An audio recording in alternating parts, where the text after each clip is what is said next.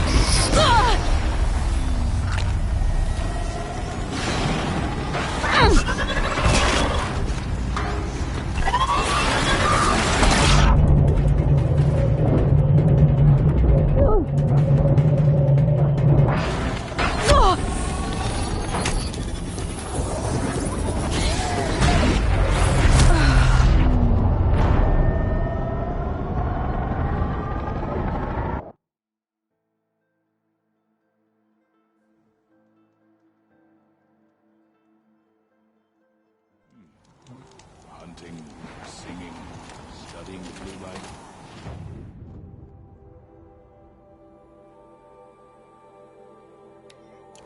There are 1,000 ways.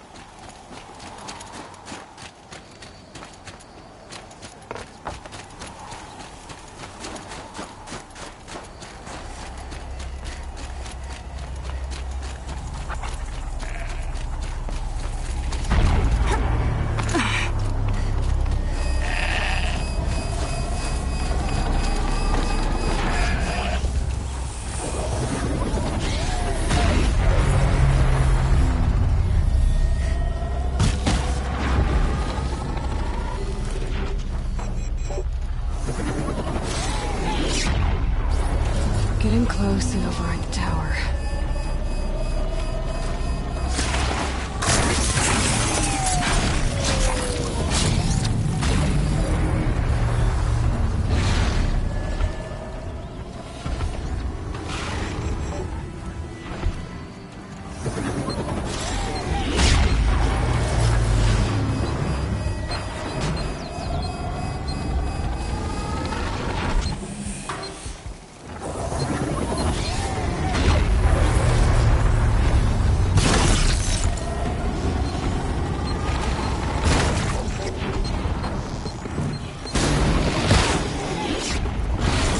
The tower's putting them back together.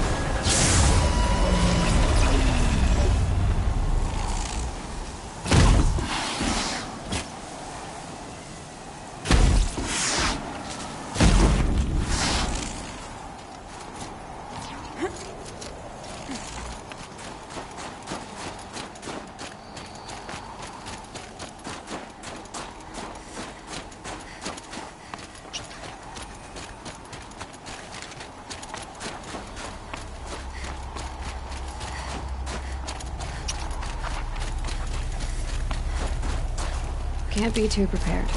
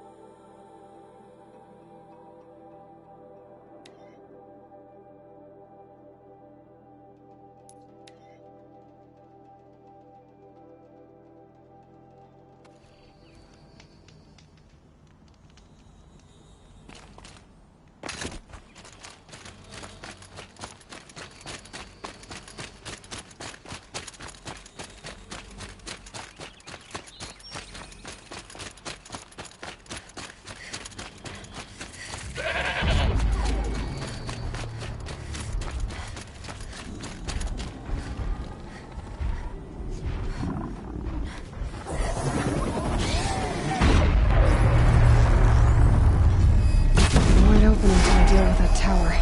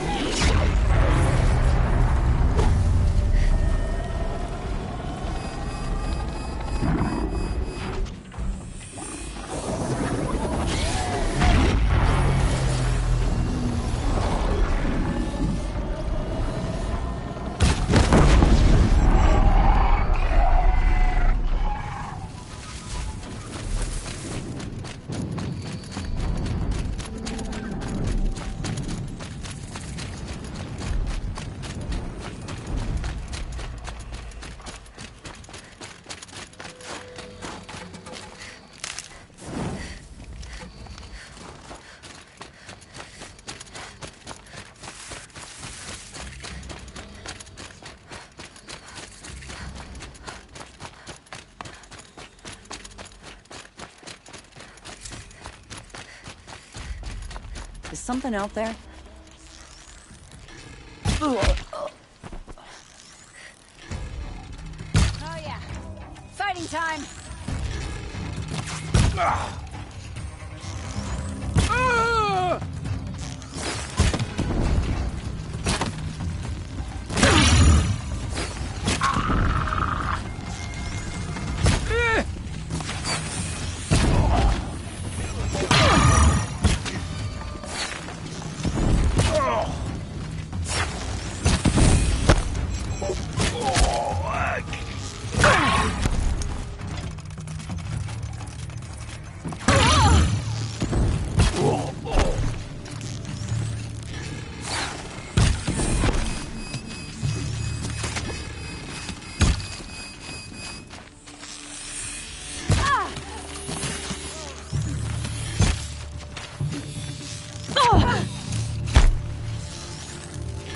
Helmets are Wanna play? Invitation.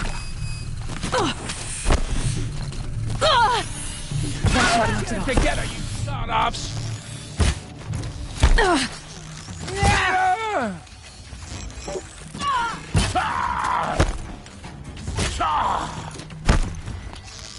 This one!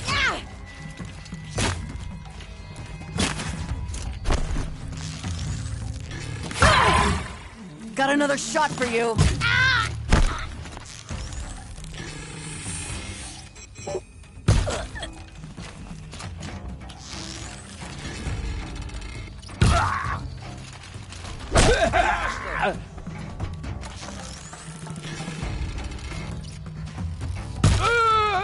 Quietly.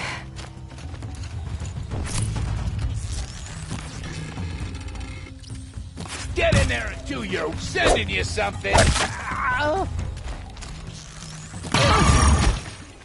Death's coming for you, quick!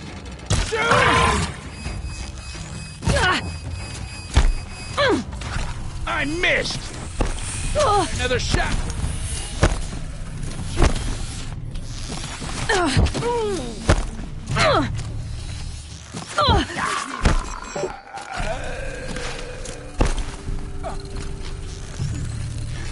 Get a damn right.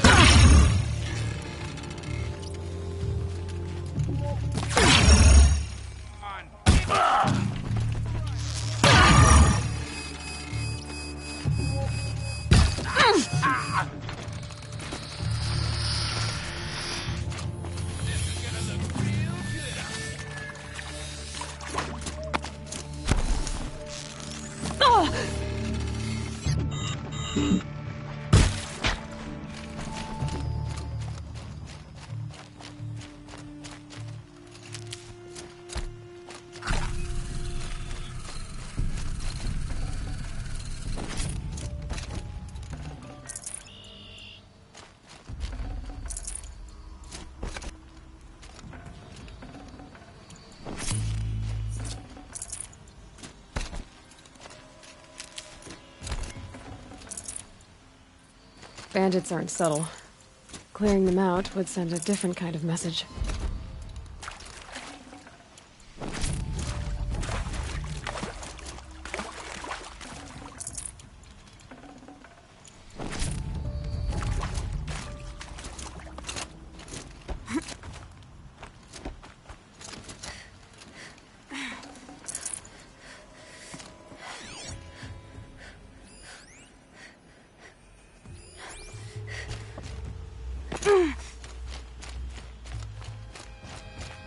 Lost between my teeth.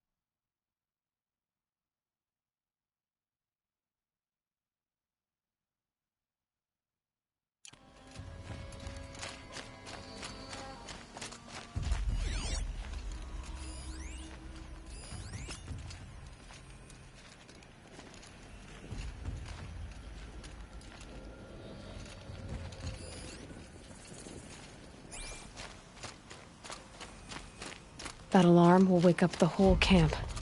And more besides.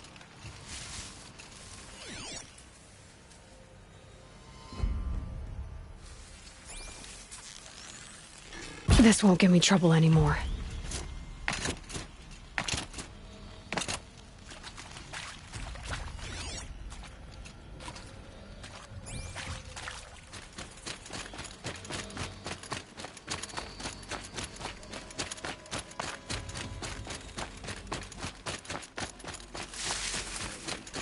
Good enough for me. I hate heights.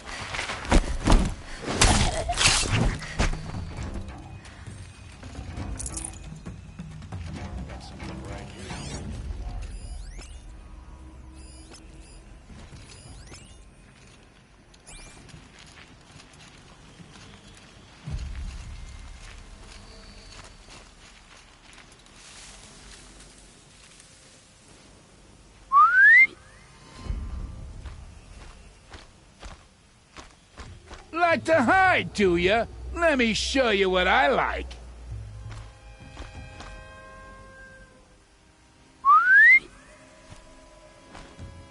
Guess it was in my noggin.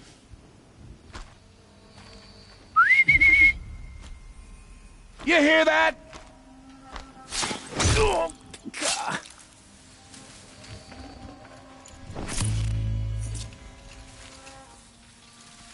Show yourself, you miserable chuff. Uh-oh, could be a stiff.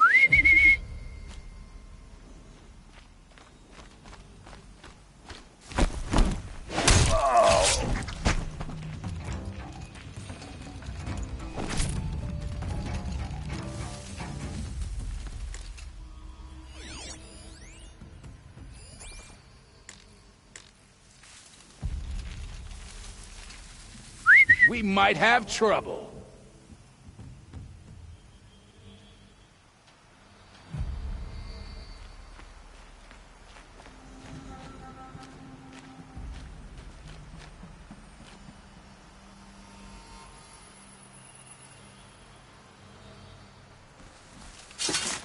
Yeah.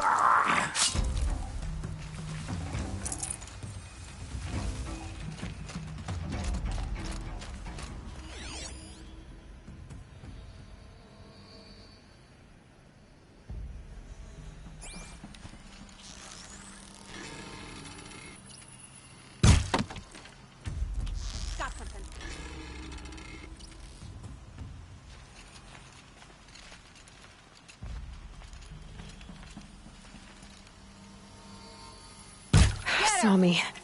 Here we go.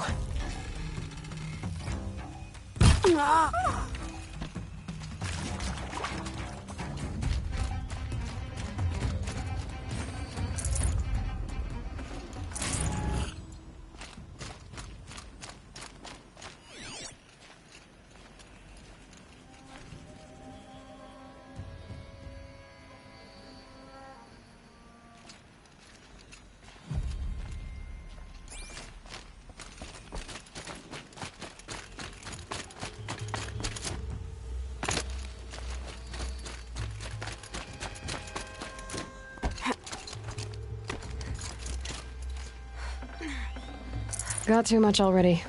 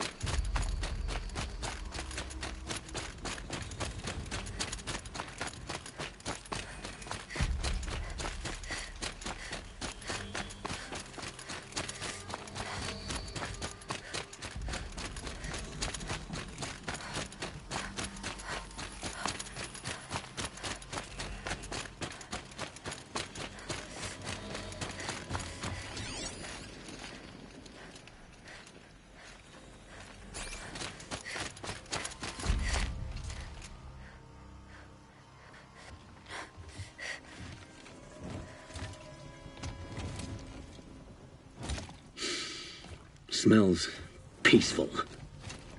I hate peace. A lot of people die peacefully. Not me. I got a feeling. Search the camp. You missed a spot big enough for a trampler!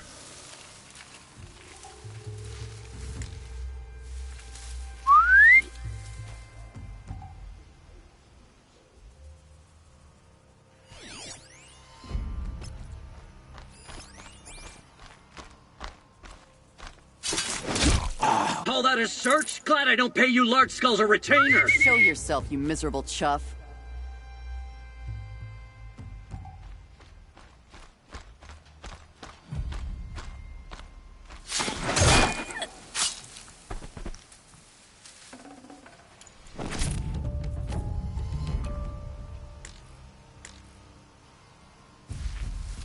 Get out there, turn over every rock, see what comes crawling out! Am I hearing things?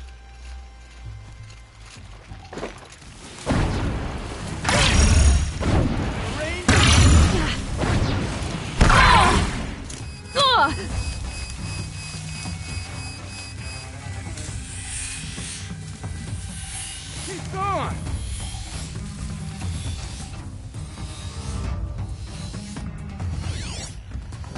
There's an assassin hiding in the grass!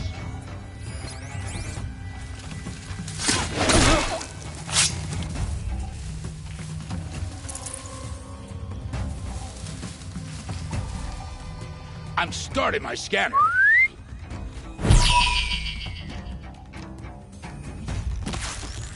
Whoa! Cover the area!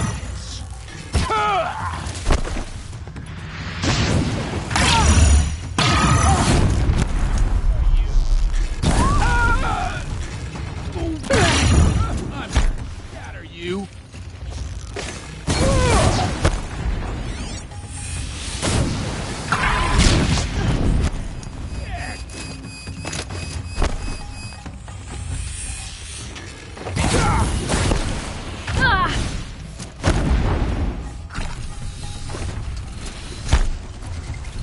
Die! Die!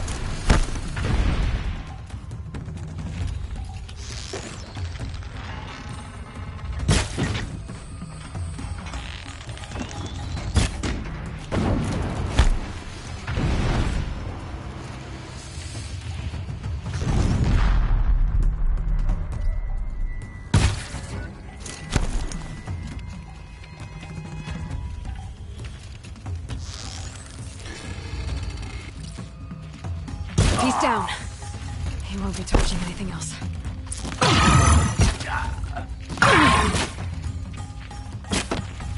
Wouldn't want to be you!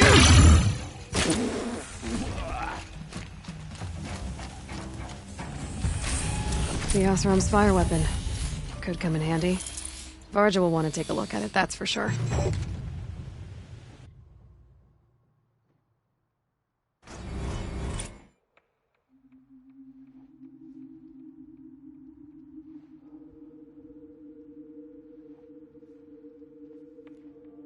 Won't be long before the Werak finds out I took out the bandit camp. But they must have heard of me by now. Nothing to stop me from calling Aratak out.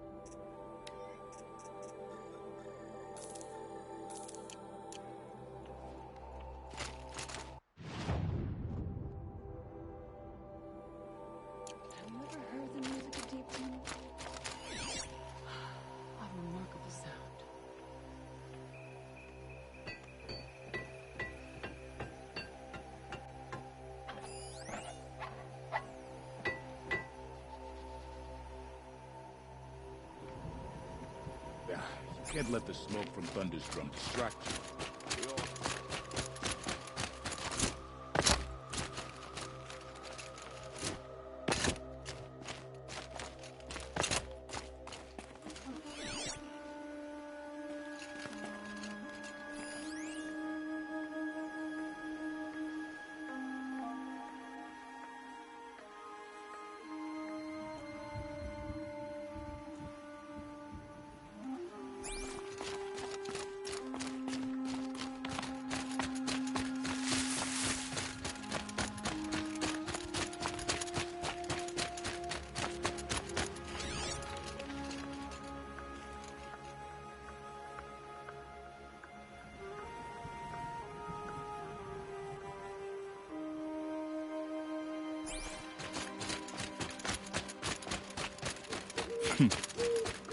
I believe I'll like staying in Stone Yield.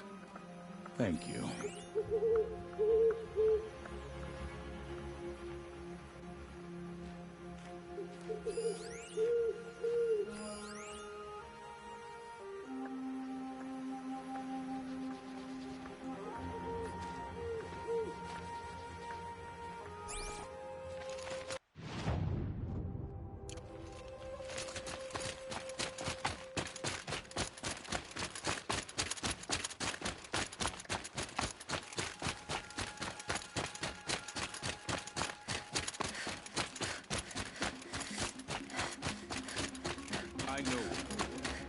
I know.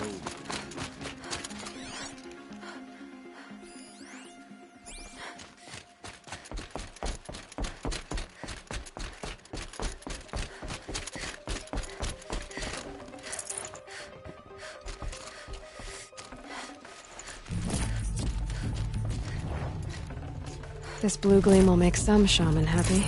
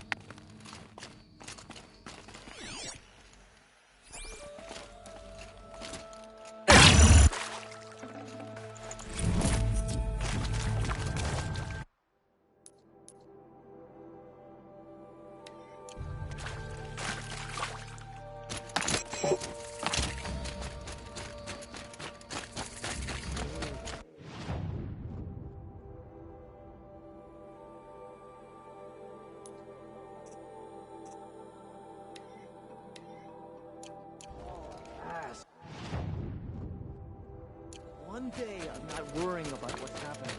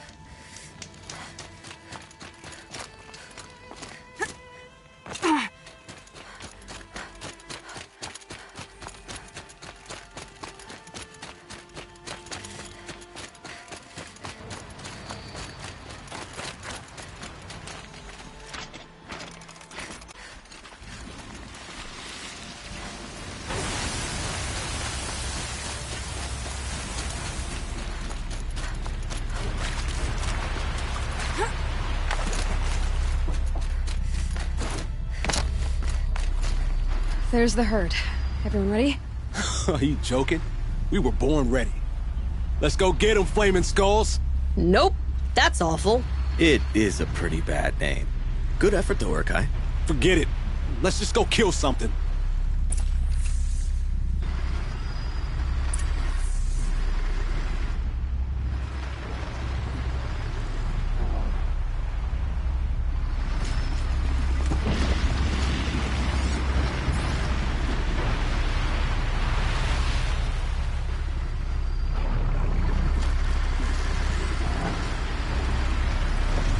Do what I have to.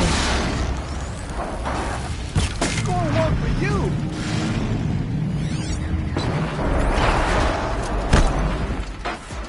How about one of these, huh?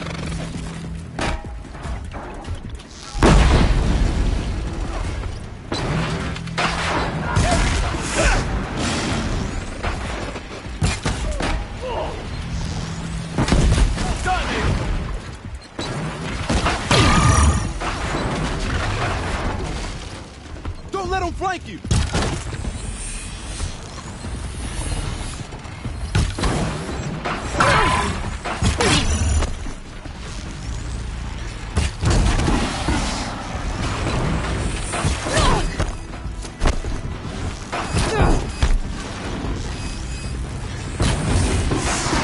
I've got something for you!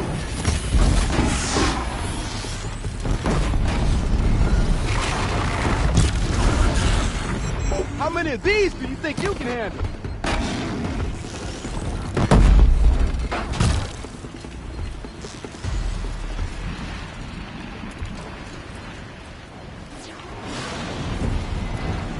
Here goes.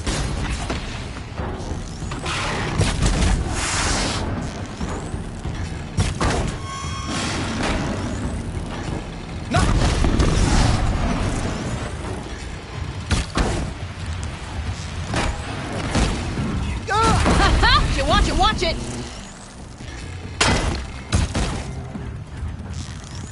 And take this!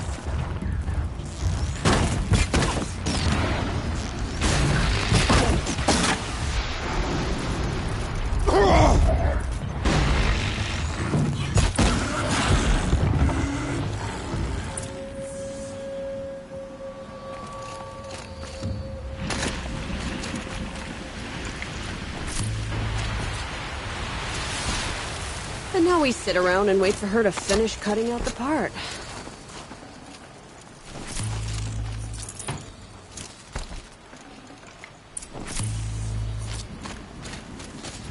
I don't know about you three, but I feel better. Aloy, did you get that component?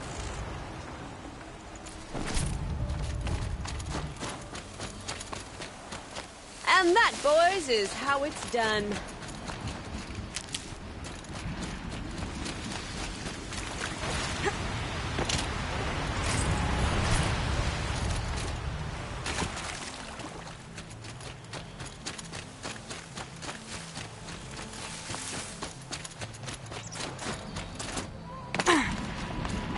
That's another part down.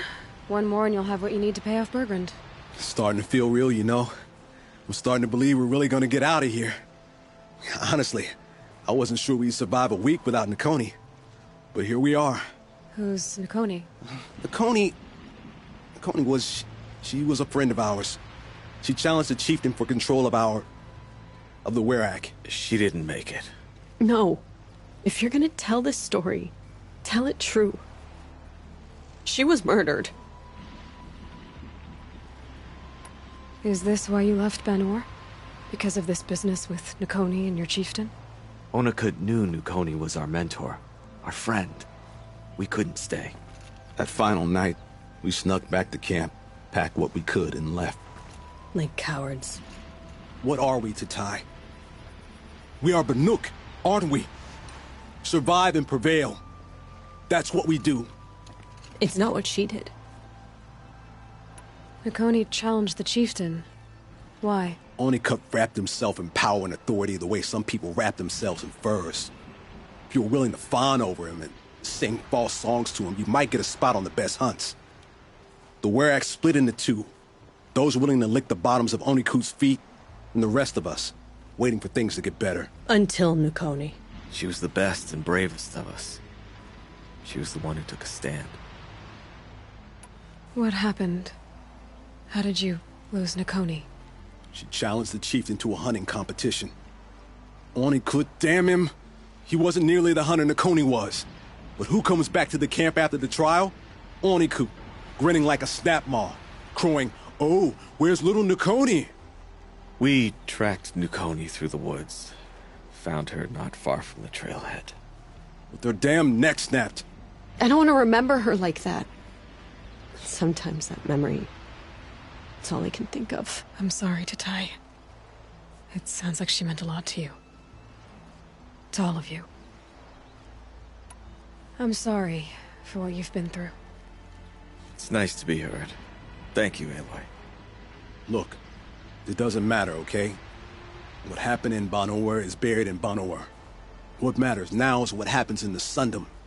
That's where the burning turkeys are gonna make a name for ourselves, right? Oh, the burning turkeys? Seriously? It rolls off the tongue. Sort of like vomit? So, where to next? There's a lake just west of here. Seems like a good place to find a snapmaw fang. We'll meet you there. If you beat us there, just wait by the campfire. We'll be along.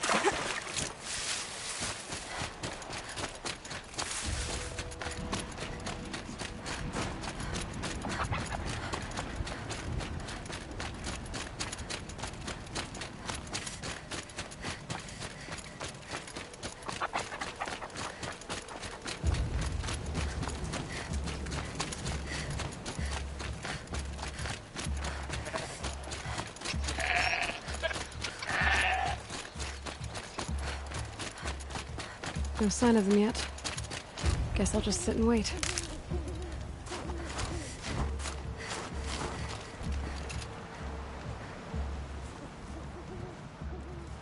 I was starting to worry about you three. Everything all right? We took our time. After our last conversation, we had a lot to think about. I can imagine. Just one more hunt, then your debt is paid and you three can make your way south. Ready? Huntress, the Sunshine Snowshoes await your signal. Horrible! I'm almost impressed, Dulamok. Didn't think you could come up with a name worse than burning turkeys. Well, I liked it. Let's hunt.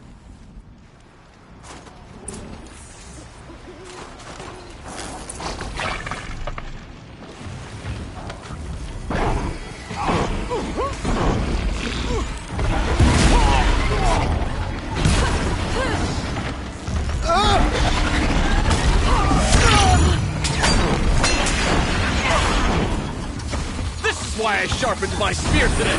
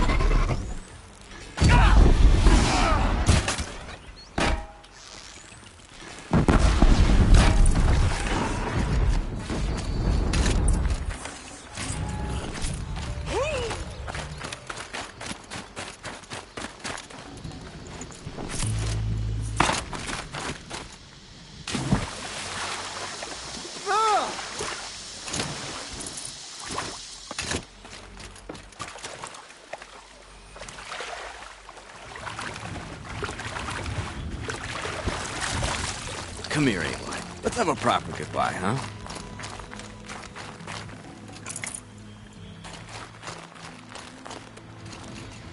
There. That's the last of Bergren's parts. Looks like you three are out of debt. For now. Until Urkai breaks something else. It was one time! You make a nice shaman, Aloy. Thanks for lending a hand. Maybe we'll meet you in the Sundom sometime. Once you get to the Sundom, what then? What's the next step? We hunt like Nakoni wanted to hunt. Nakoni had big dreams. A Werak in which everyone pulls their weight and takes care of each other. No shamans, no chieftains, no need to pry the power out of anybody's hands. Sounds like a lot of work. But worth it, I think. And a fitting tribute to Nakoni. We can become the Werak she always wished for. You won't have me to strip your kills now. Are you three gonna be alright? Doesn't look that hard, really. We'll be fine. Great. He watches 3 successful harvests and he's suddenly a shaman. When you get to Song's Edge, talk to Bergrand. If he can't teach you himself, he'll know someone who can. Sure. And I bet he charges us for the introduction. Thank you, Aloy. I'm sure we'll figure it out. I guess this is goodbye. How does it feel, putting Banuk lands behind you? The only thing I would have missed is already gone. Let all those rotten Banor suck-ups freeze to death. That's a little much, Urkai, don't you think? It's strange. What is it to be Banuk after Banur forsakes you? How do we decide who we are? How about you, Aloy? Who do you think we are? What will you remember of us? You lost someone you care about. That leaves a wound. The sort of wound a lot of people don't recover from. Yeah. I've got nothing but scars to show for it. That's the point.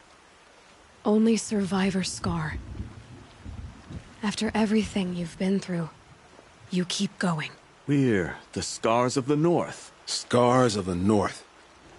Sounds pretty tough, doesn't it? Thank you, Aloy. It's a good name. One we'll honor.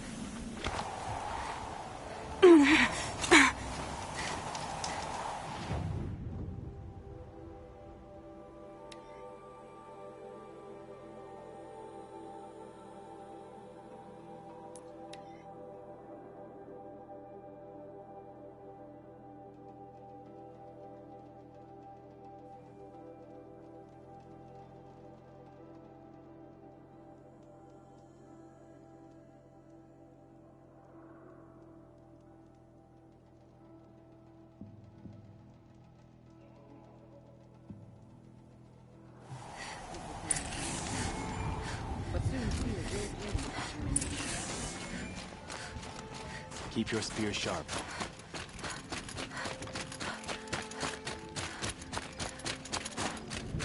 Good luck talking this truly about Thane. I can never make sense of her. Bergrand, how'd your investment pay out? Quite handsomely, thanks very much. You know those three crazy Banuk are calling themselves the Scars of the North now? Well, now that I have those parts, I can pay off a debt of my own. So they've gone south then? Aye, that they have. I've got a friend in the Sundom by the name of O'Toole. He owes me a favor.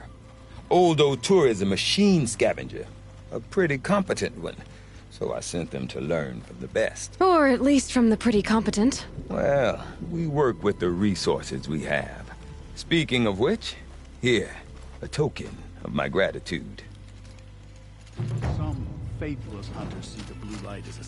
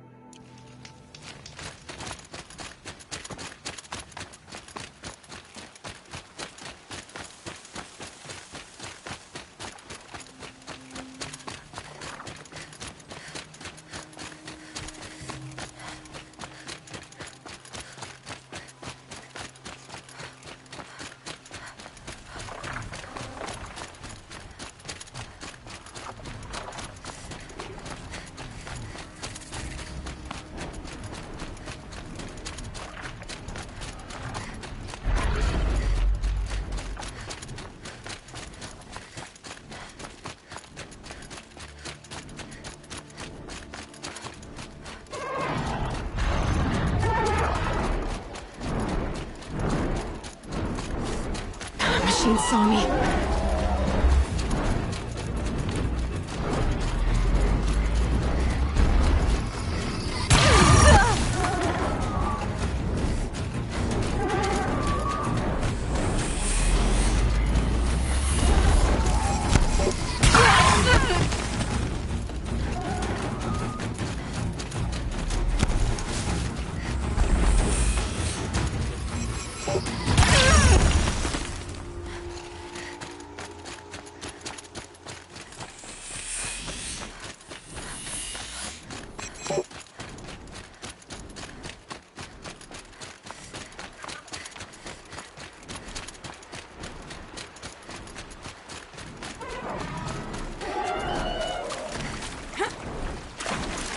Sunset.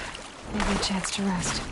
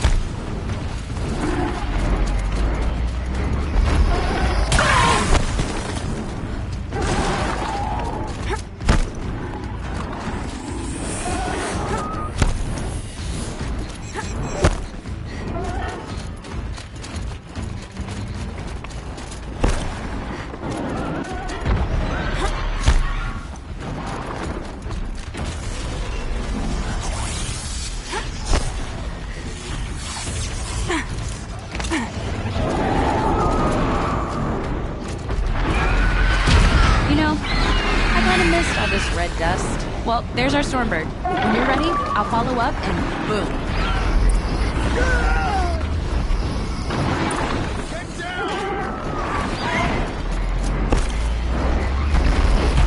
I've been seen.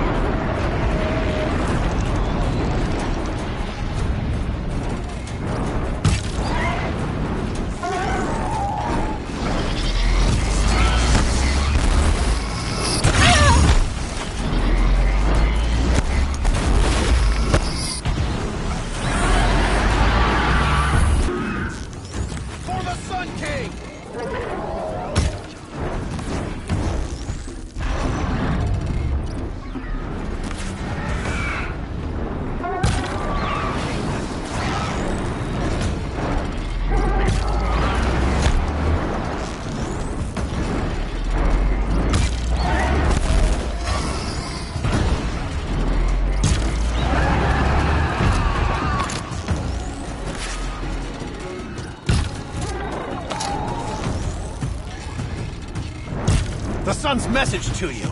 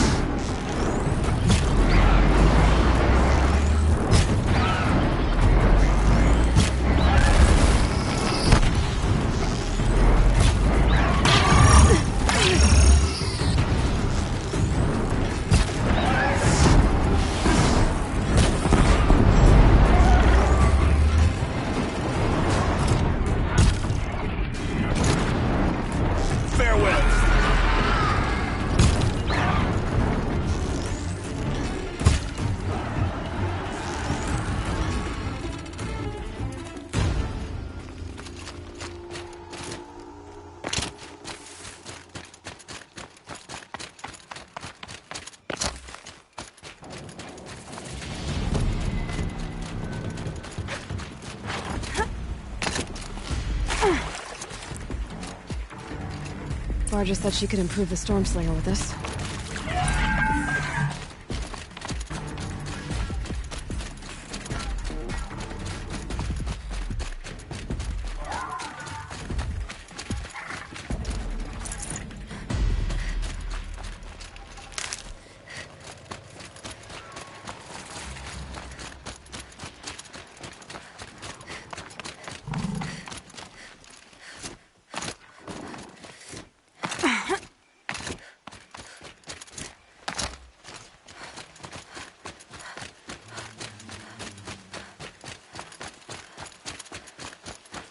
Got that part you need? Perfect. Already got machine oil on my hands. Here it is. 1 Stormbird talon. Let's do it. I haven't had this much fun in ages. Watch and learn, Aloy.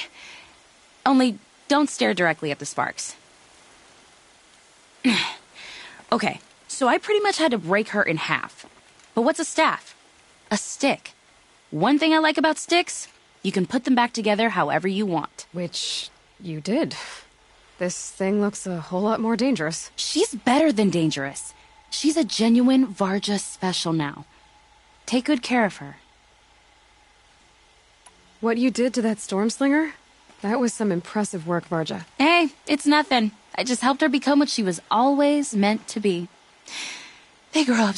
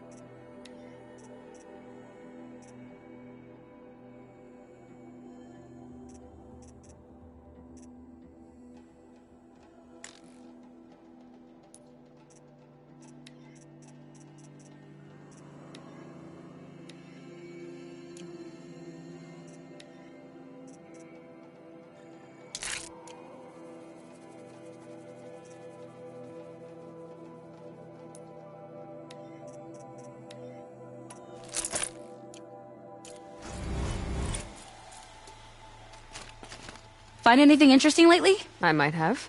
Let's talk. A weapon that spits flame, huh? Like this one? I took this thing off an Oseram bandit. Think you could do anything with it? You got my forge fire back? Well, if you took down Olgrid and his goons for this thing, I guess she's yours now. Why don't you finish it for me first? Make her into the weapon she was supposed to be. Thought you'd never ask.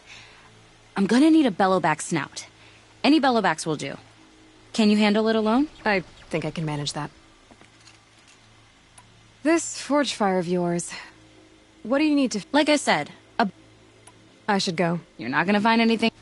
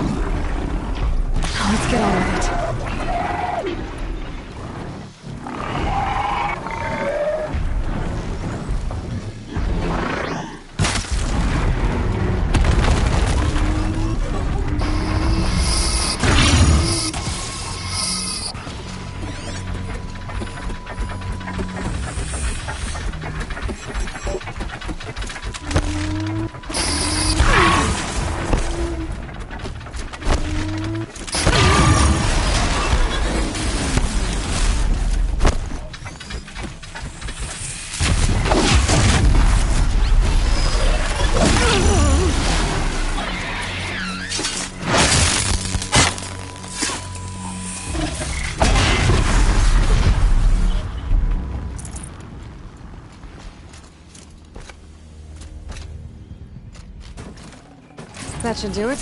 Varga can finish her forge fire now.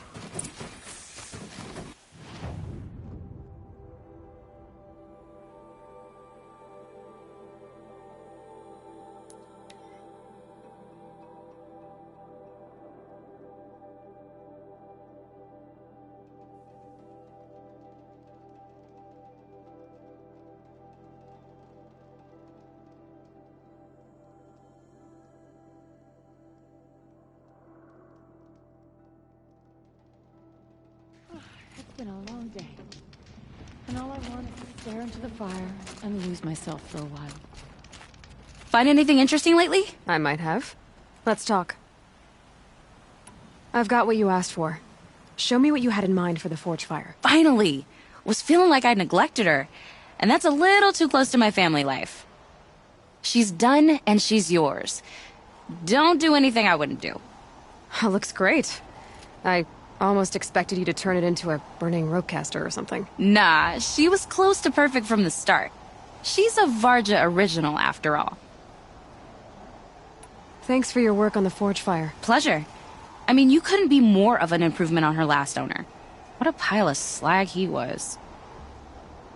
If I find anything I think you'd like, I'll be back around. You better. I've never traveled further south than the Grave Wood. In the old days, the mad...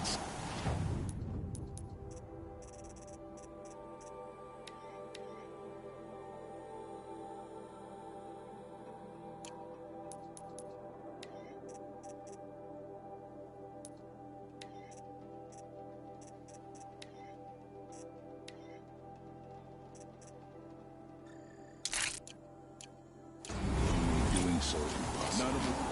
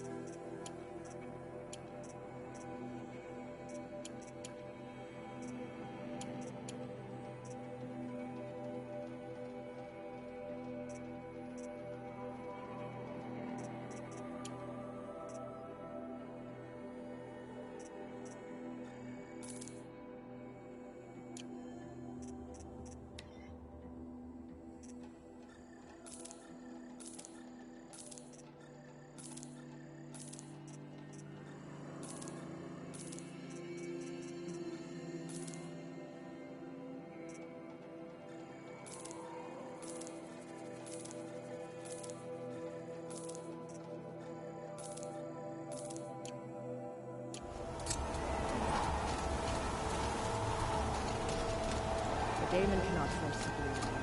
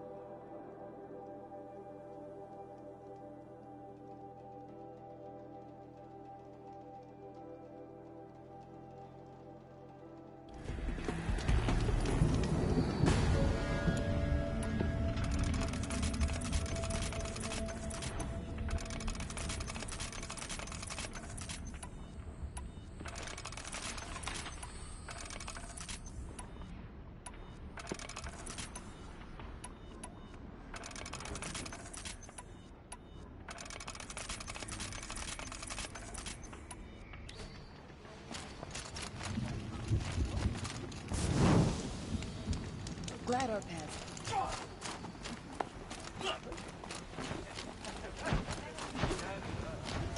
One thing you can say about these new machines, they will challenge us. My people have been telling tales of your accomplishments. Seems you have taken a special interest in our stretch of snow, Outlander. Yes. And apparently this is the only way I'll get to see all of it. Is this a challenge? For the Warwick. You? This must be a joke. It is not a joke, Aratak!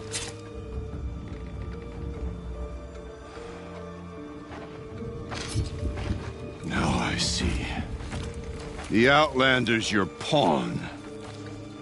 And with you backing her claim, I have no choice but to accept. I expected better of you, sister. It was you who forbid me from Thunder's drum, brother. Brother and sister? This is a little more complicated than I thought. No, it's simple. You will meet me at the Frost Figures, and I'll put a quick end to this mockery.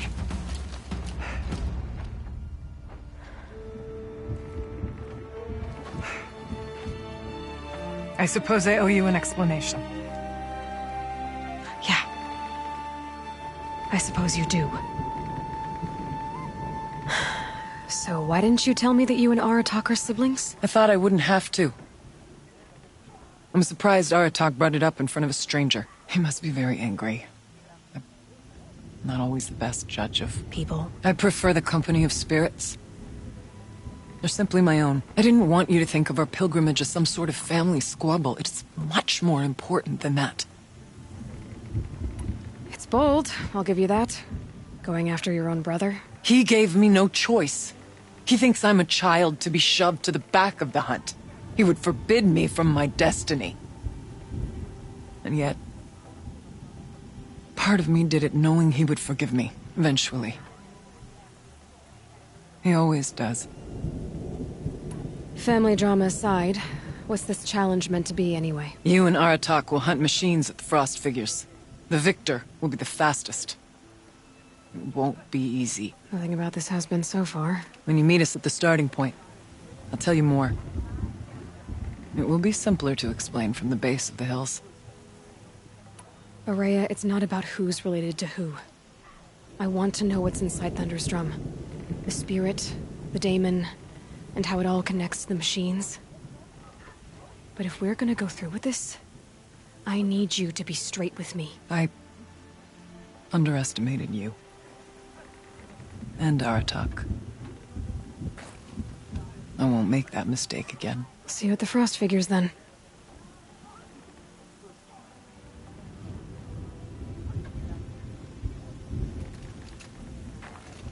So, off to risk my life in order to take charge of a Banuk hunting band. Just what I always wanted.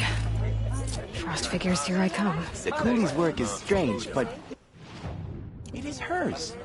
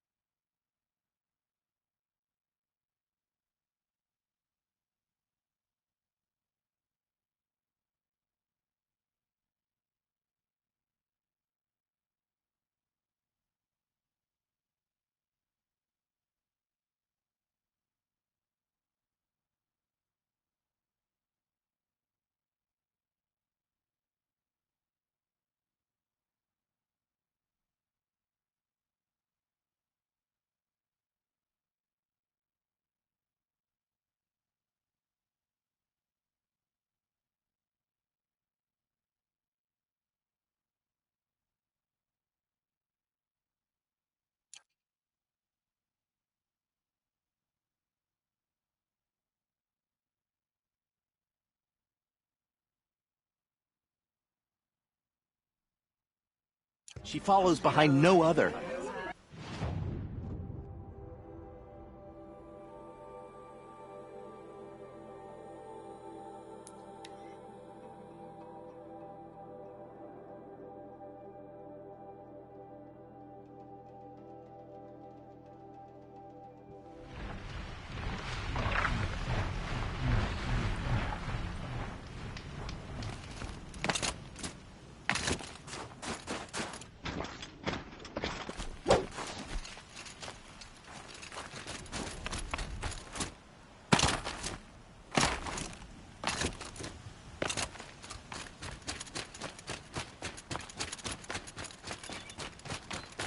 The frost figures.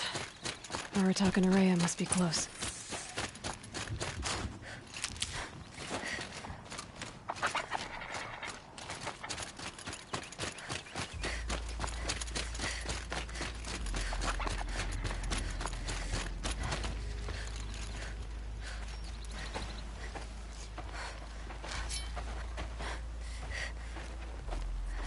Outlander.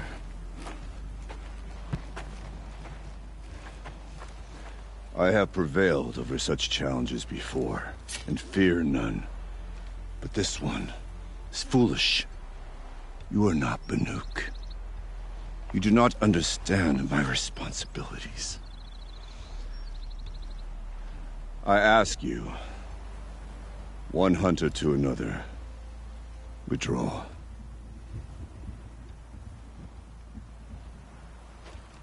Will you let us go to Thunderstrom? You haven't seen what's up there, Outlander. I will not risk my sister's life again. Then we'd better get on with this. So be it! I will bury your insolent claim in the frozen ground! Enough! Let us begin. To hunt. To strive. That is the way of the Banuk, and of the contest before you. You will climb the frost figures from the east, Aratak from the west. Each trail wends its way through deadly machines. Hunters from the Werak will be posted along the way. They will hail you, calling out machines for you to slay. Your hunt will take you around the ridge to the center, where you must descend to the valley for your final kill. Each time, after your prey has fallen, you must launch a beacon such as this, so that all our kin will see your progress. Kill machines, launch balloons. Got it. So, the first of us to launch the third balloon wins? Well, yes. And as Challenger, your path to victory is harder. If even one of your beacons comes in after Aratak's, he prevails.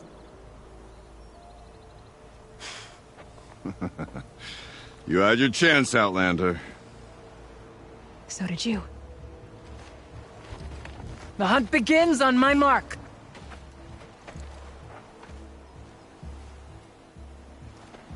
Now!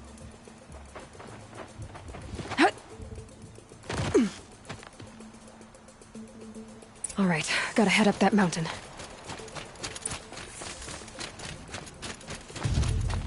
Looks like there are a few ways to go up, and those rock paintings mark the paths.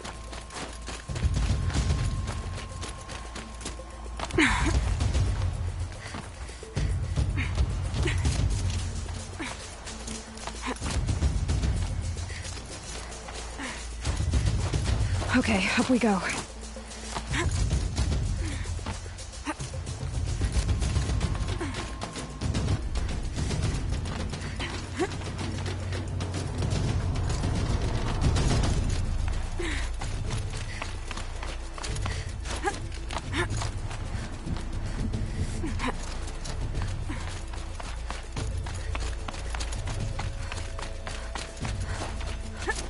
I seem to be on the right path.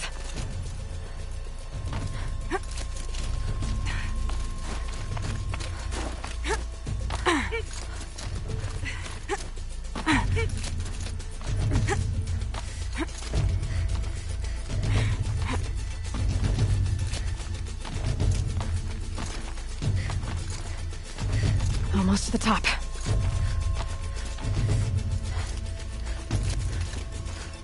All right, Challenger. You need to take out the herd below. Every machine. Kill a herd. Okay, I can do that.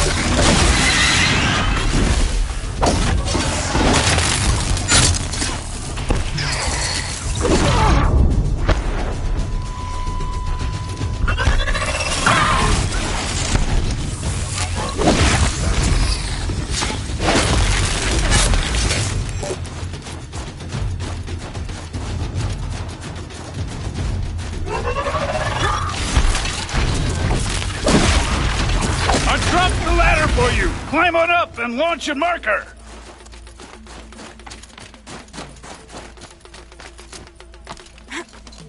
All right, here we go.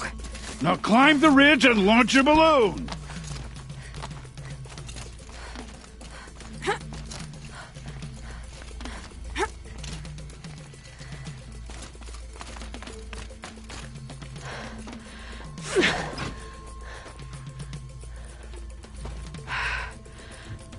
Aratak knows what he's doing. No time to waste. Take the rappel point to the next challenge.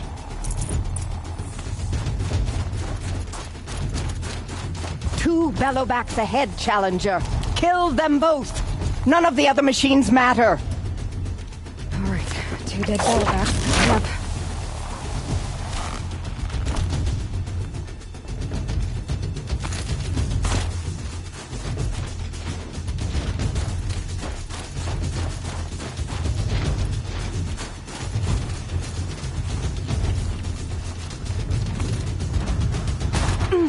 Bad day for one of us.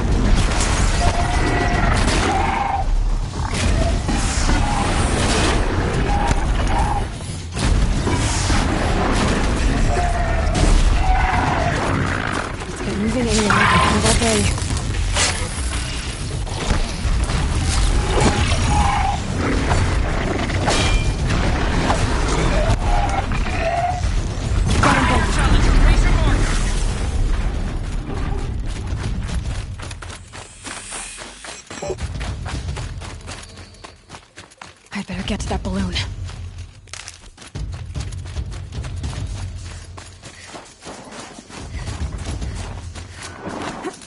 Come on over here and launch your balloon!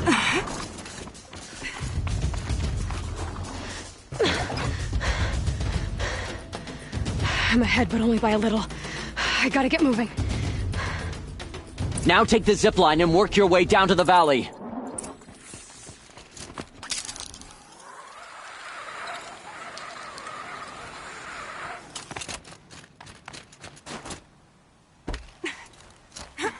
Storm's kicking up. Can't see much.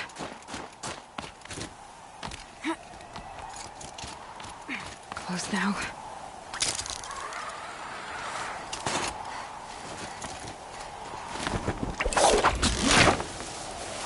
Almost down. All right, to the last challenge.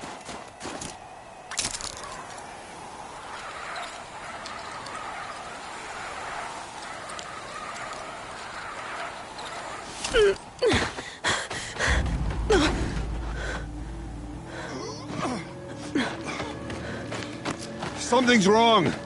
My kin should be here, driving in our final quarry. They're right behind us!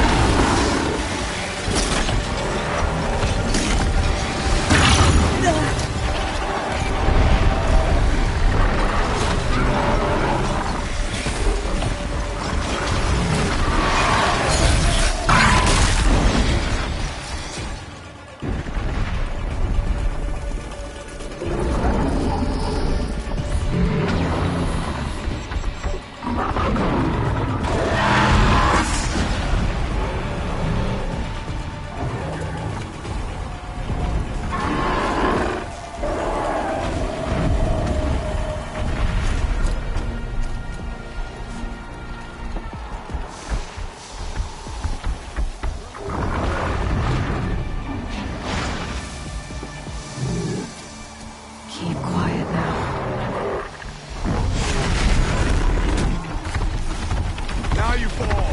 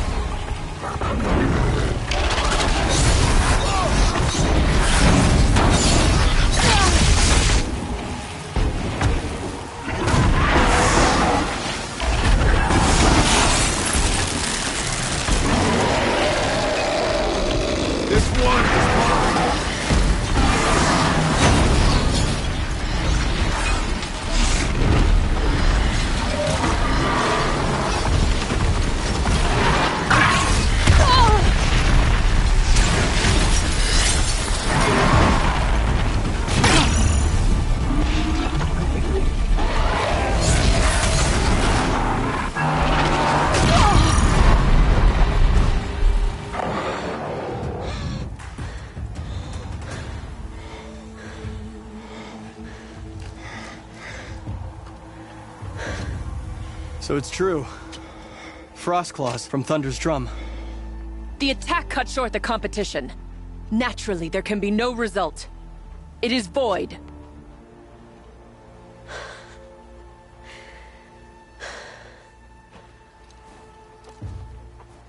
You saw what she did.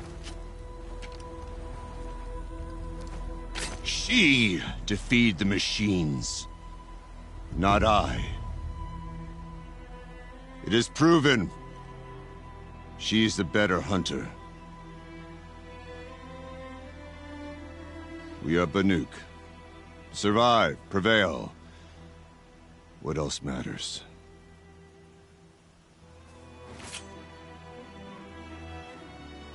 My blood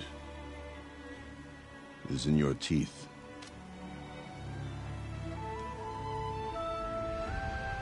I take my place behind you on the hunt.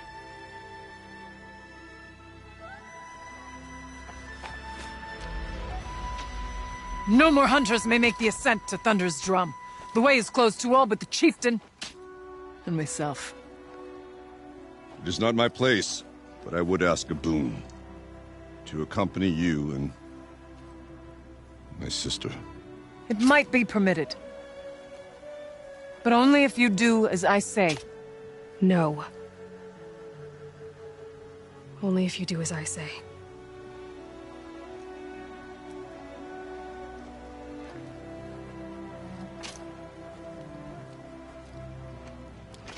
Thunder's drum awaits.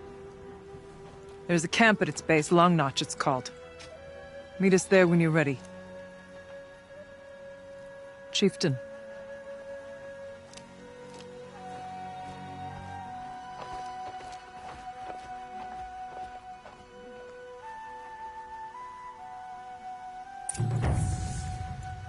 A new outfit.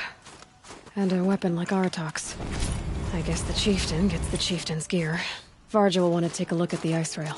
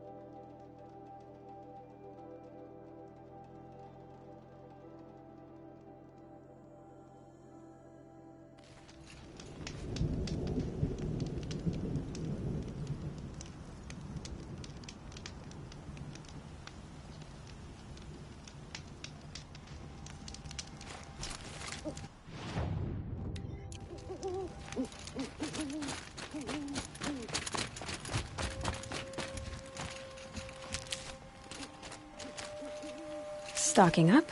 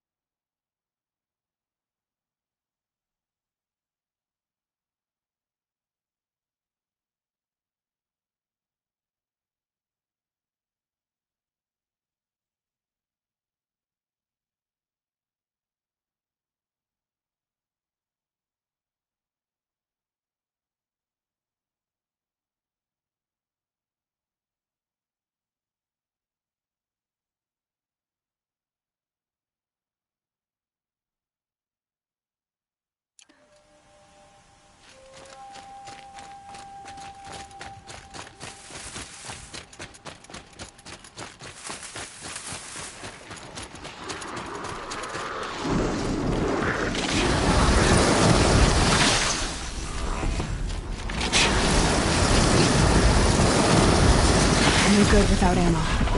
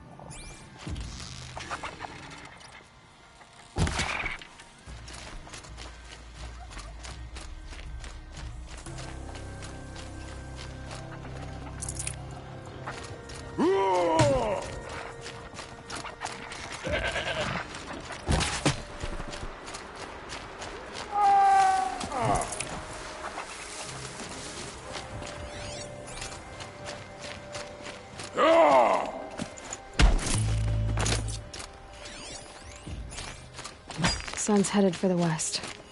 Keep my guard up.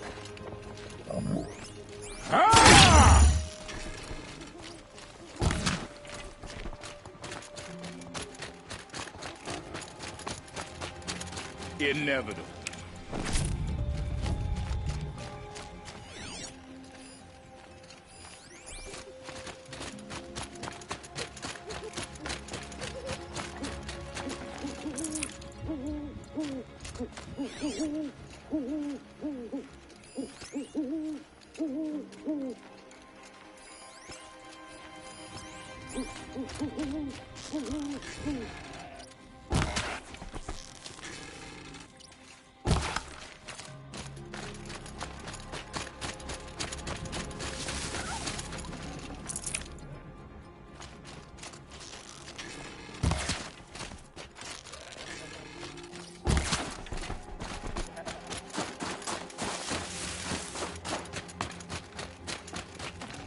Tough, but I'm used to it.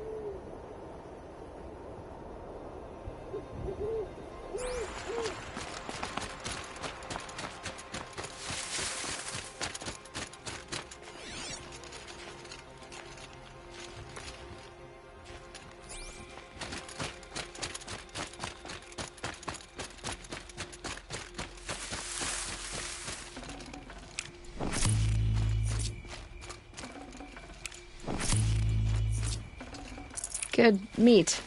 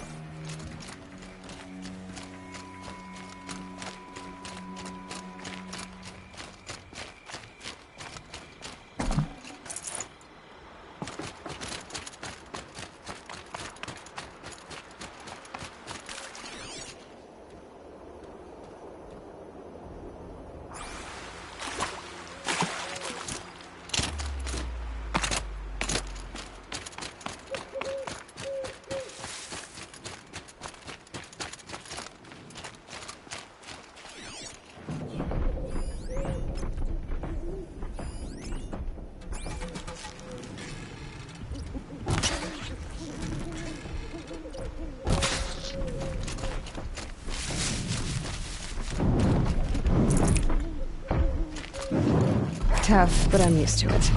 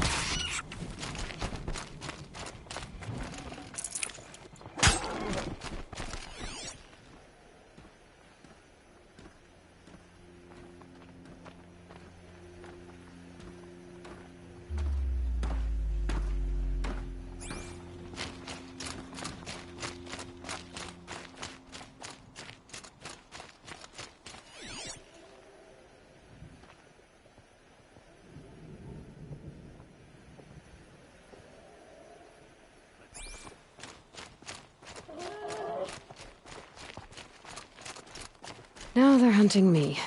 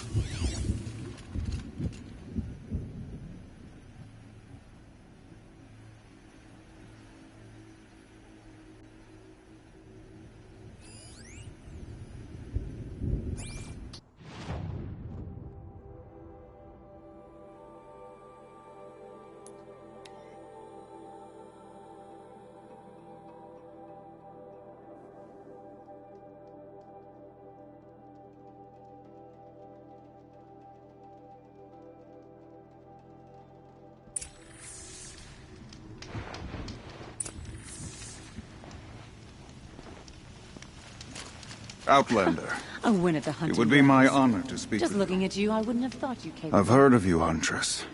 Each of the many verses of your song tells of an impossible victory. The notes echo across the cut. You shouldn't believe everything you hear.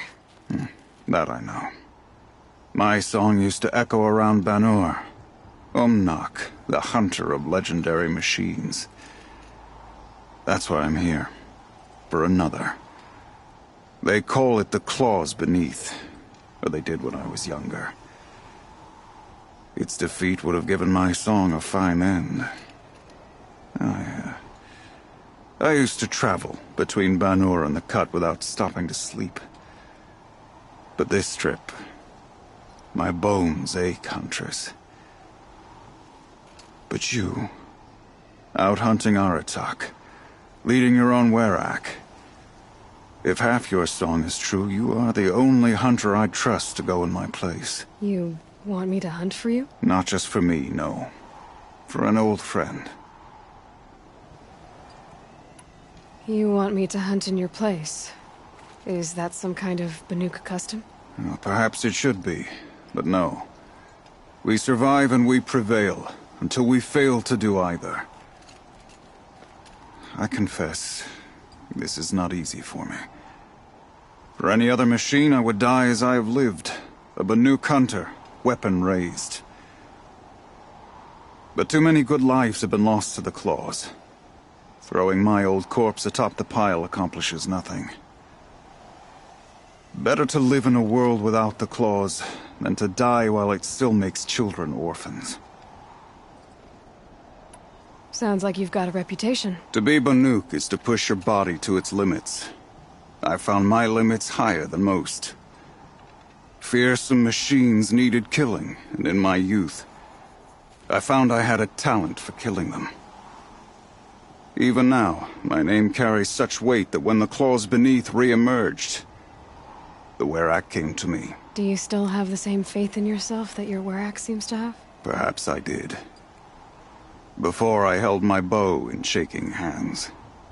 Noticed, for the first time, the spots on my knuckles. What a strange thing it is to be old. To stare backward and see such distance. But to stare forward at a looming wall. This machine, the Claws Beneath, Why travel all the way to the cut just to hunt it? Some songs. They include a refrain. The return of a past moment. It seemed fitting. You've hunted this thing before. Must have been 20 winters past. We were so close to bringing the claws to bay. Closer than anyone else ever got. We? Me. And my friend. He was a chieftain of my Werak then. A skilled hunter. Every few years, the claws would emerge in a new location. I knew of 2 chieftains he'd sent to their burial pyres. My friend became the 3rd. This hunt, I had hoped to complete it in his honor. This is obviously important to you, Umnak. Are you sure you want someone else to take down this machine? No, I am no longer a match for the claws beneath. If I ever was. If I face it, it will kill me. Of this I have no doubt.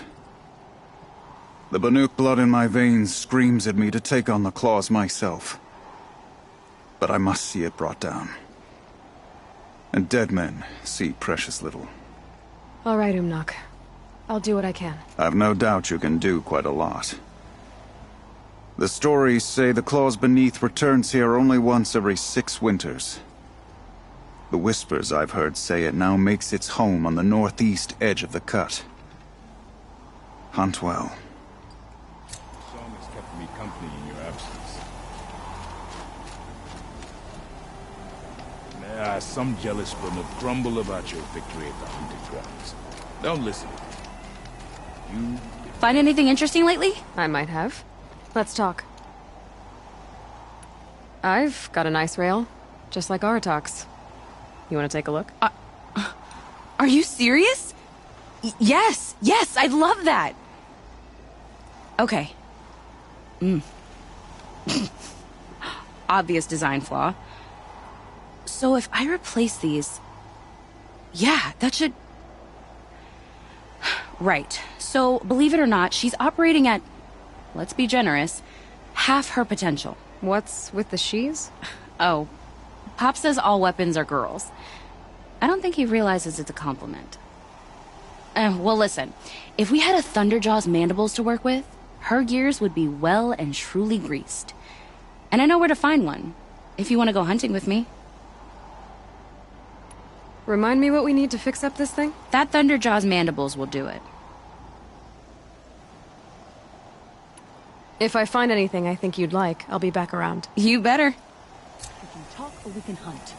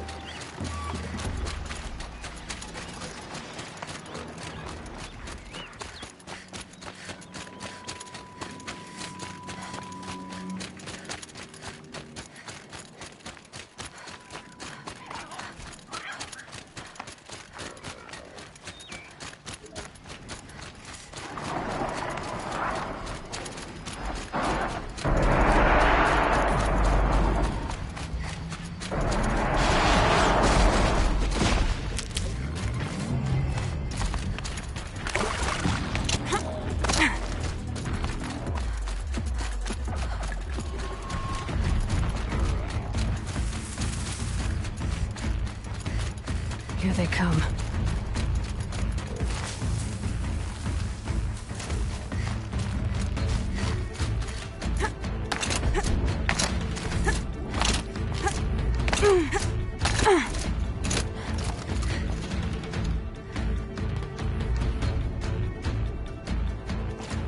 Sure feels good to be out of knee-deep snow. So, we've got a Thunderjaw. I'm ready to do this. On your lead.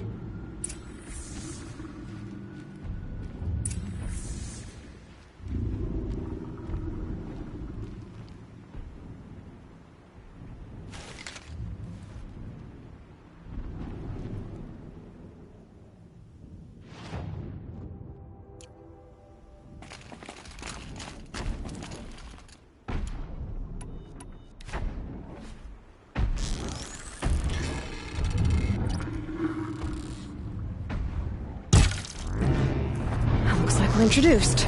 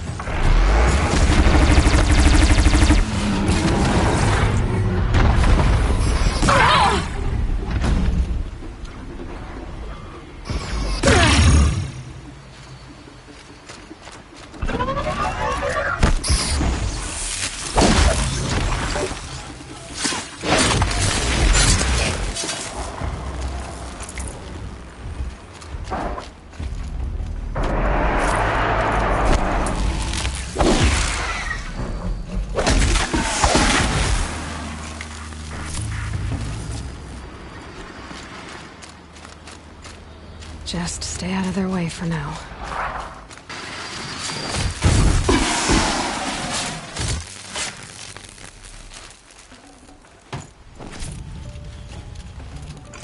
There.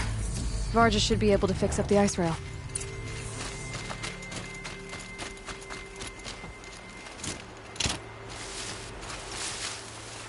Found the part. Ready to fix up that weapon? I am always ready to fix up a weapon. Never thought I'd be glad to see the inside of a Thunderjaw's mouth. I sure am. Every machine's a big box of tools. Once they stop trying to kill you, that is. Trust me, Aloy. You won't recognize this ice rail when I'm through. There. Oh, she's perfect. A spear's a spear, right? Poke slash done. Boring. I adjusted the chill water flow, rebalanced here, strapped on a launcher, and now she shoots freezing spikes. Ta-da! You weren't kidding. More beautiful, more powerful. That's my guarantee. Thanks, Varga. These 3 weapons are fine work. Are you kidding? I can't remember when I had this much fun. I should be thanking you. I'm the one walking away with the weapons, aren't I? It seems wrong to charge you for giving me an opportunity to do what I love doing. Don't tell Pop I said that. Here, whenever I tinker with weapons, I go through fistfuls of this stuff. Maybe you'll get some use out of it.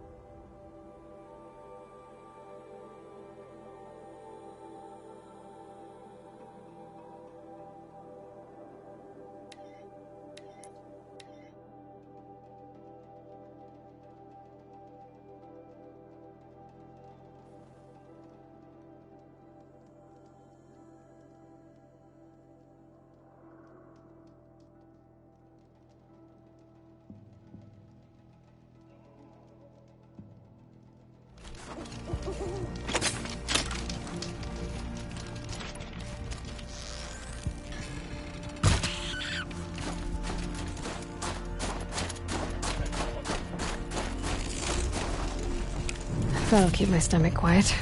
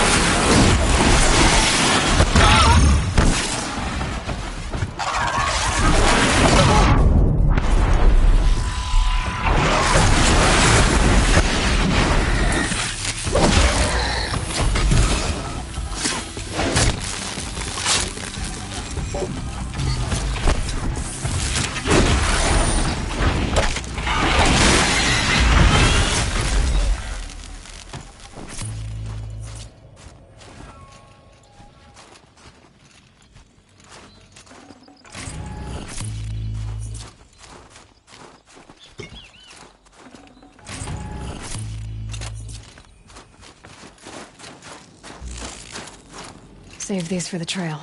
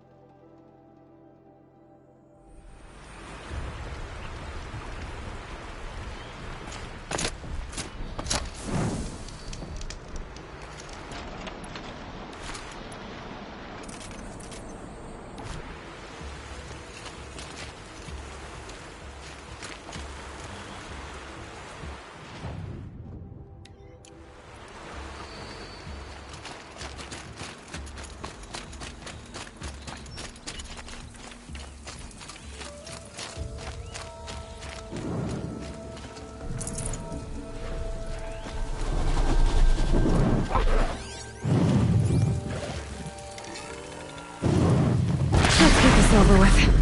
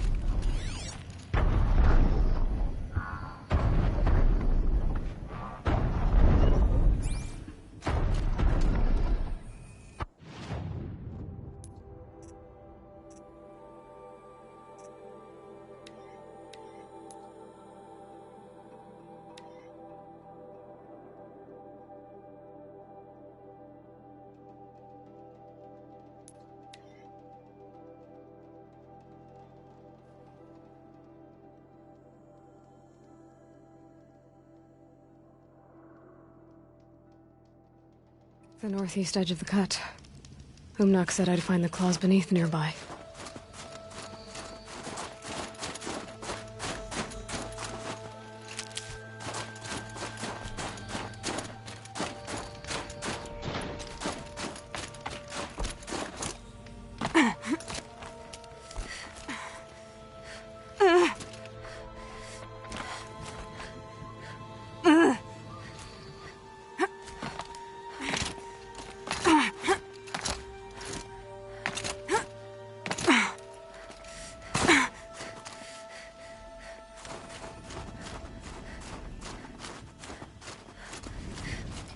Won't go quietly.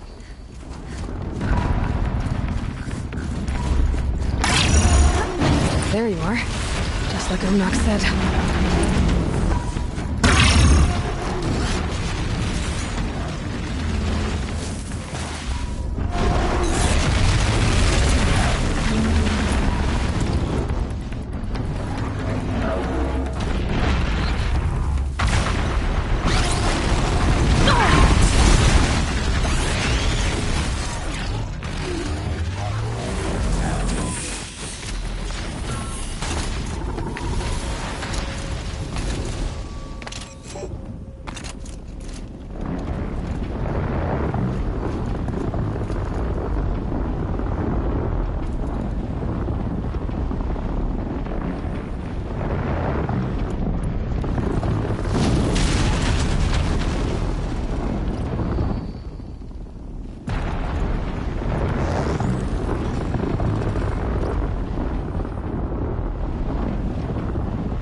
Red light means trouble.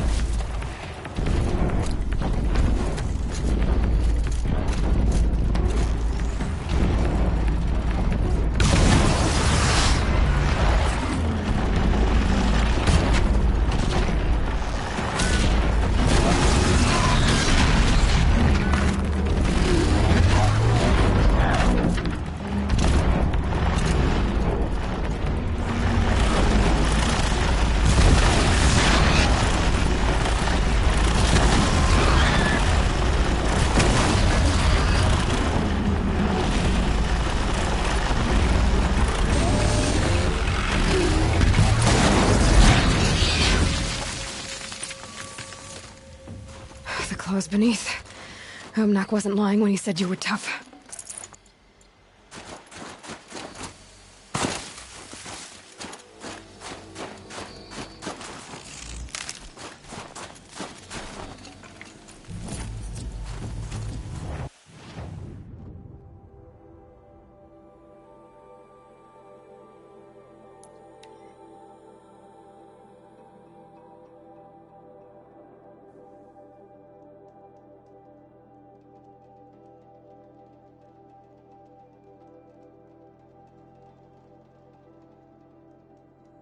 Oseram encampments creep closer to Banuk lands. They should exercise some caution. An Outlander chieftain. It's over. It wasn't easy, but that rockbreaker won't be hurting anyone anymore. The claws beneath, brought low by an Outlander. This part of your song will travel far. I don't know if I'll ever get used to that. I've found people rarely live up to their songs. You're an exception, though. And you've done me a true kindness. My foe is buried now, like so many of the hunters it killed. My friend, my chieftain. You would be pleased to know his fate won't befall anyone else. Take this in thanks. I believe you've more than earned it. So little worth saying to you.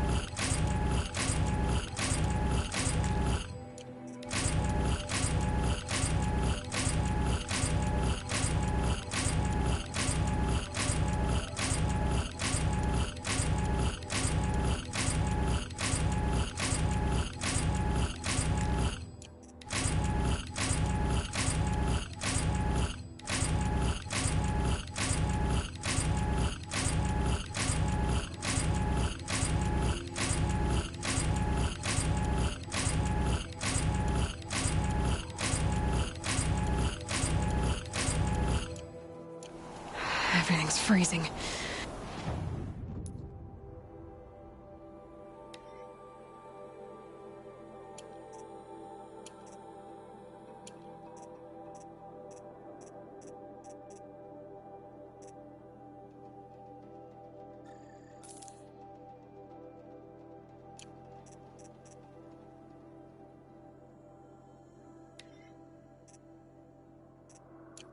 Ground.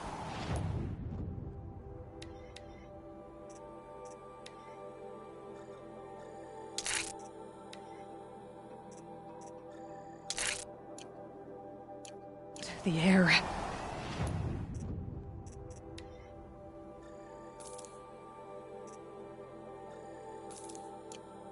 Me.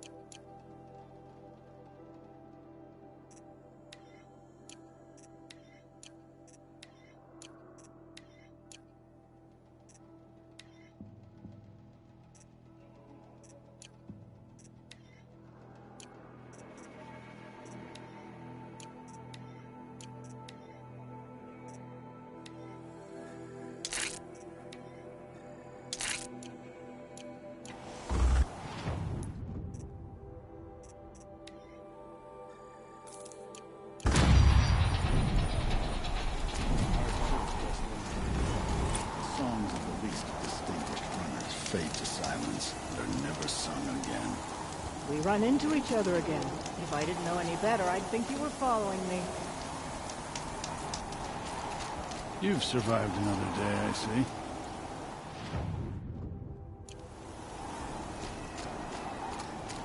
Long Notch is well stocked, as you asked. And our scouts are watching for more frost claws. Our numbers rise. 3 more hunters have passed their trials. Smoke is always poured from the mountain.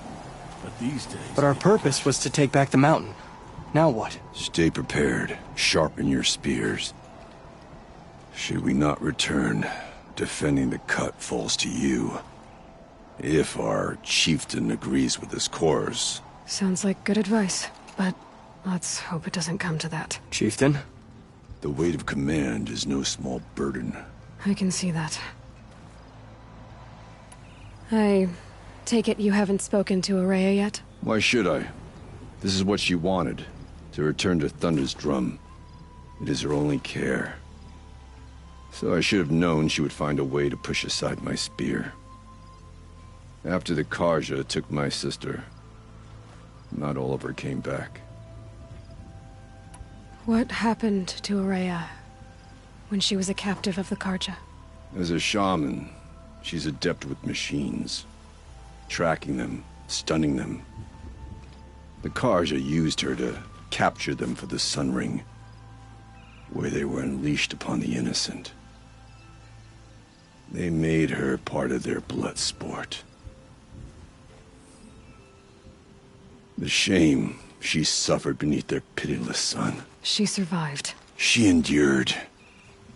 Endured by reminding herself of the spirit, her purpose. And now that's all she has. Tell me what happened to the first expedition. Ourea led the way to the summit, but it was blocked by a great door. Some kind of cauldron, new metal. We tried to break through, but it was unflinching. We were exhausted, no way forward and machines behind. I made the call to push back. It cost us greatly. But to remain would have cost us everything. I had hoped to never subject Ourea to that again. What do you think is beyond that door? I do not know. That expanse of metal, that dead hum. Nothing sacred belongs there. Machines and death, that's what the mountain holds. Death for us or for the daemon. And if we do find the spirit? Then perhaps we should put it out of its misery. For what it's worth, I'm glad you're coming with me. Someone has to keep Araya safe. Some faithless hunters see the blue light as a symbol, something poetic but unreal. They are fools. Mountain has burned for long.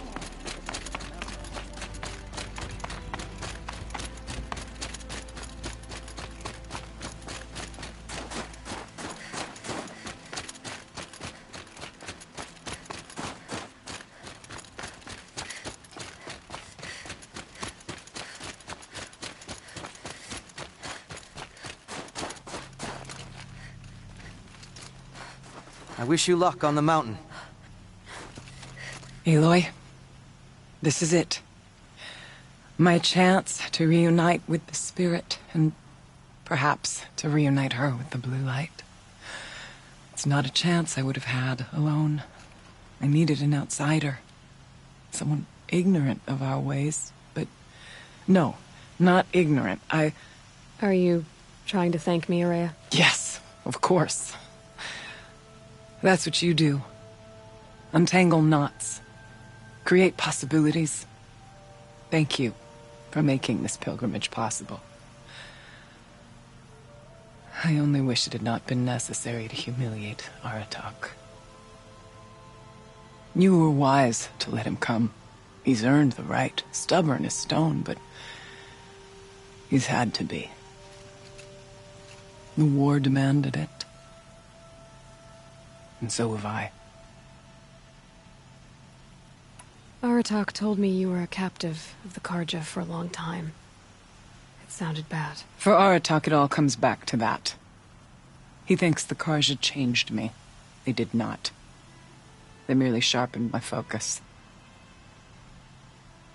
When all else is lost, you think about what's truly important. The spirit. The blue light.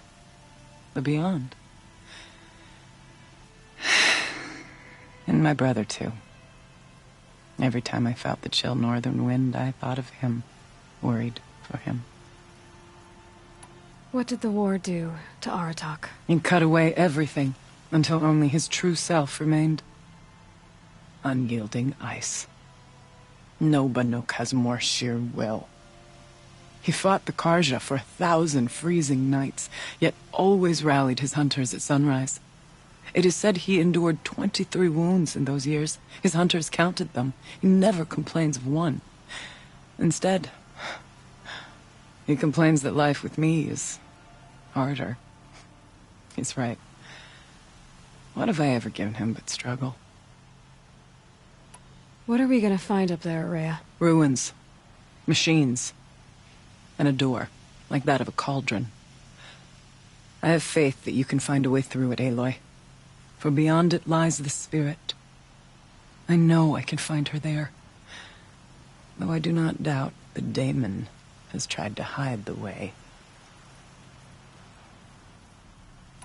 Now that I'm chieftain of the Werak, I don't suppose I can order you to tell me about Silence? Aratak would never have presumed to grasp for a secret of the Conclave. But you are not Aratak, and if you have dealt with Silence, your need is well apparent.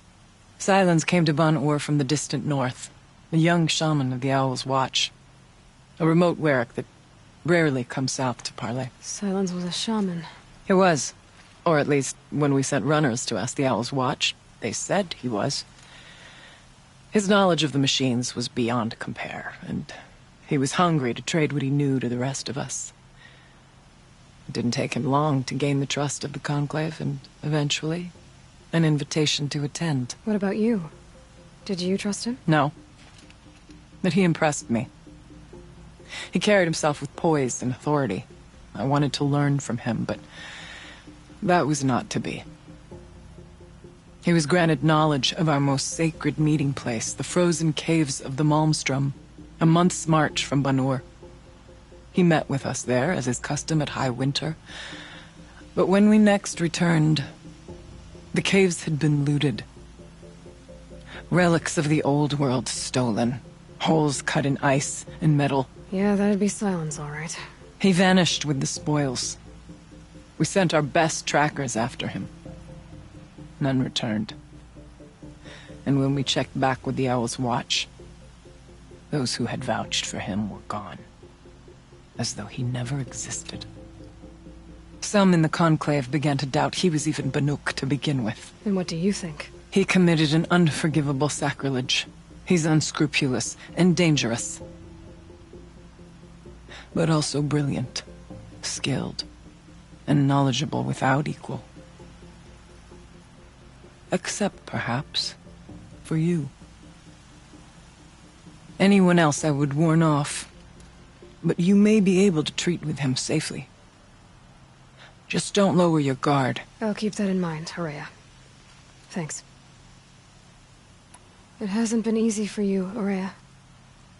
Getting back to this point. It was all to hear her voice again.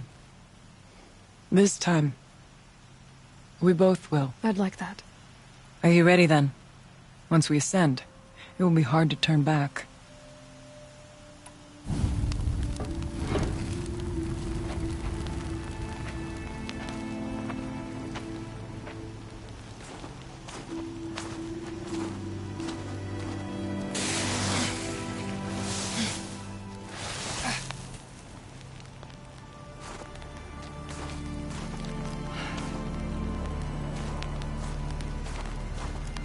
Finally, we ascend.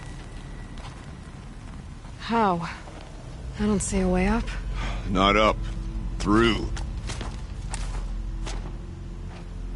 No, brother!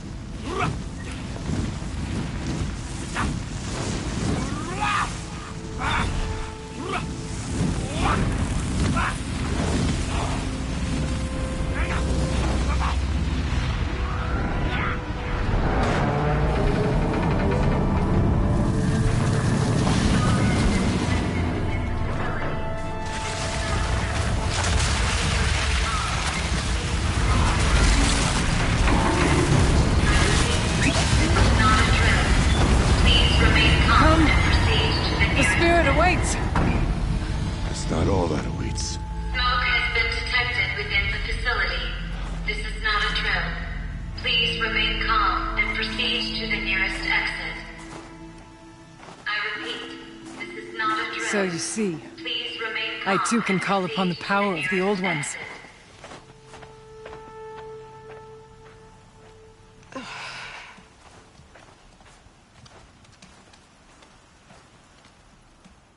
What was this place?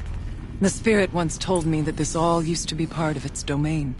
A fortress that defended humankind from a terrible danger. Fortress? It looks more like a machine. Is that not fitting? The blue light often dwells in machines. Let's just hope that some remains here.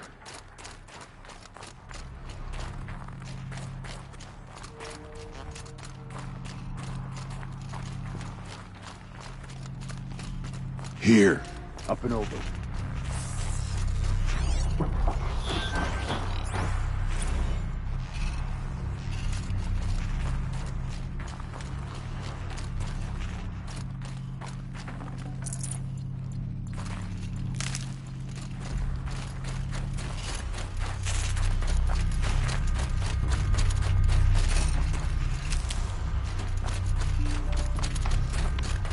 Metal pillars, tall as Mimir's claim.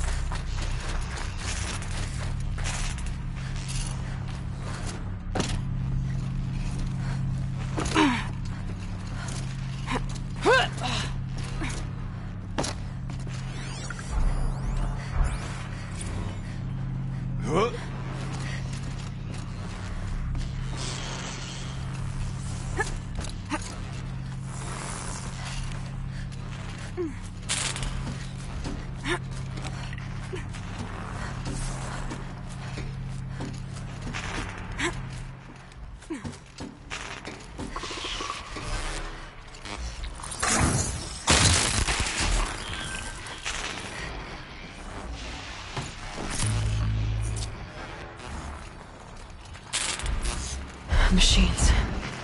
At least we have the drop on them.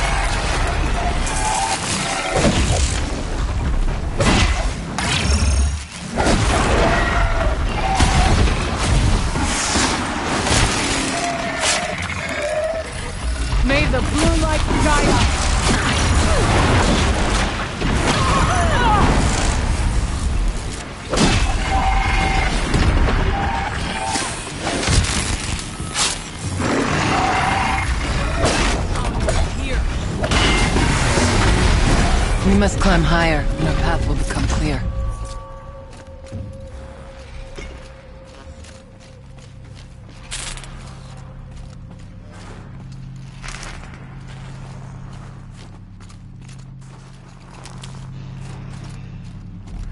If the chieftain's pace is measured, ours is measured.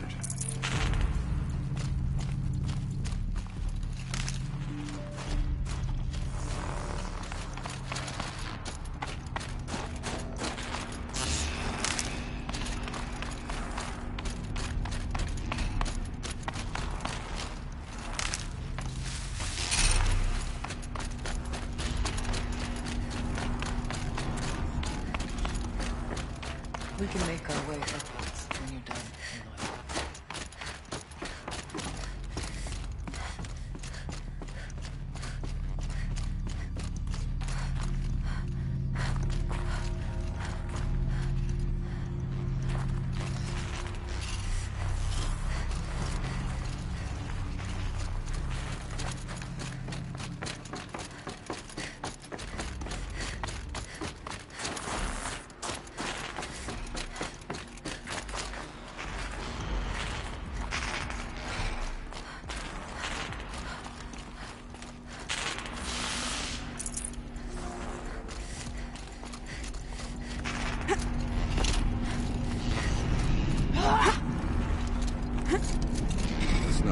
Yes, this way.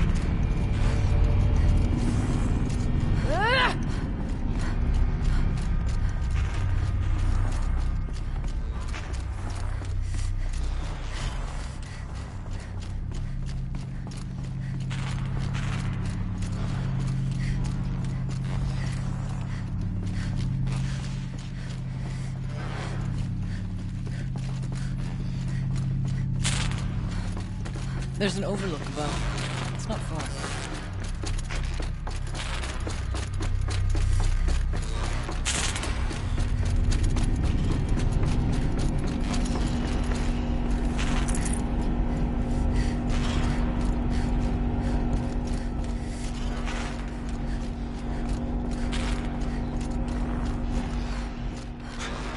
Not much farther now.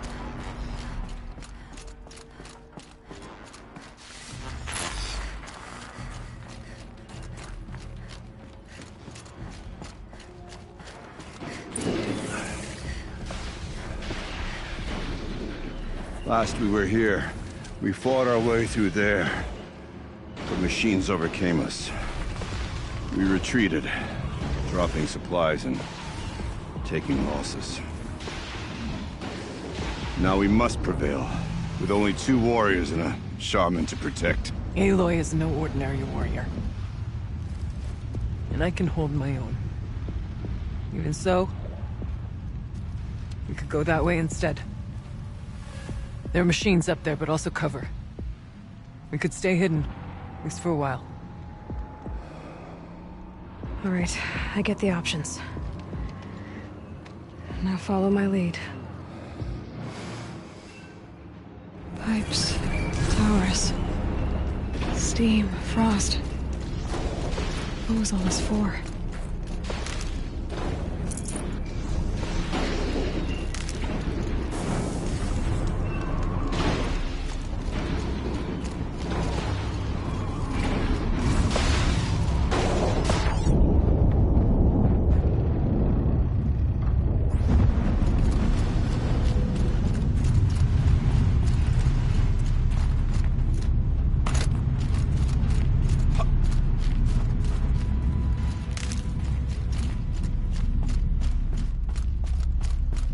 I went this way years ago, looking for cover in case machines came prowling.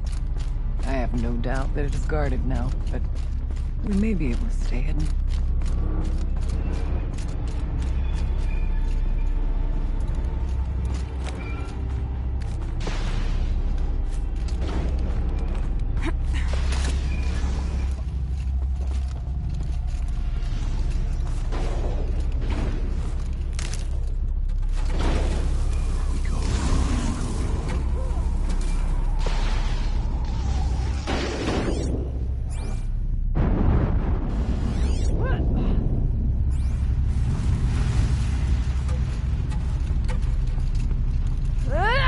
Stay down as we move through.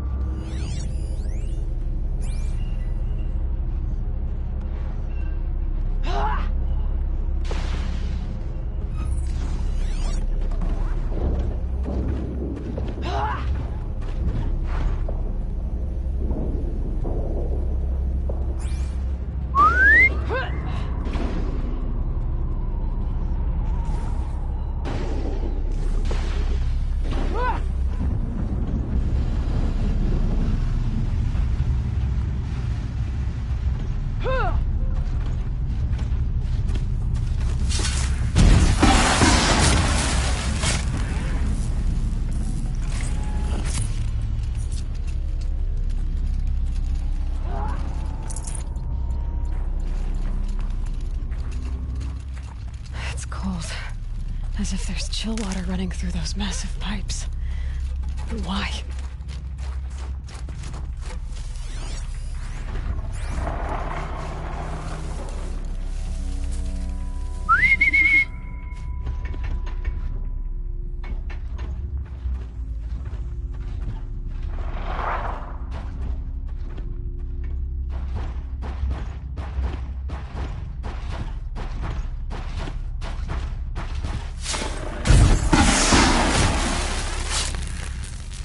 Let's move, quiet as we can.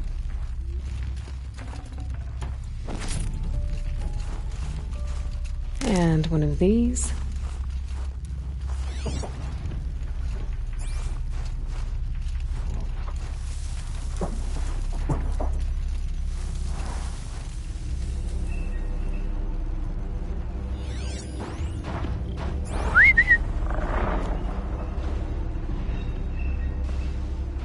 Stay as quiet as I can.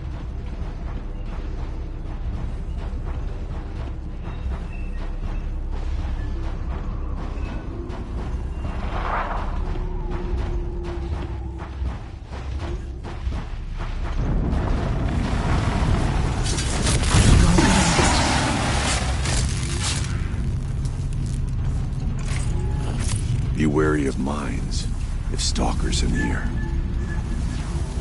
Press on. Stay low.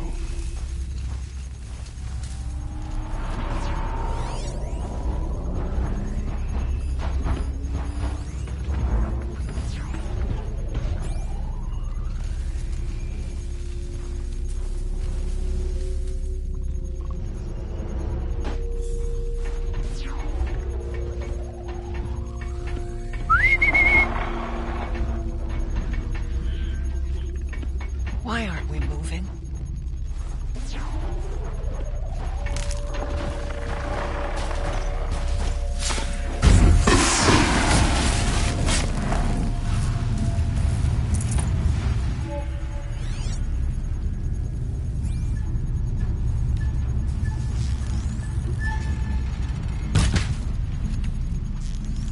We tripped a mine. Brace yourself.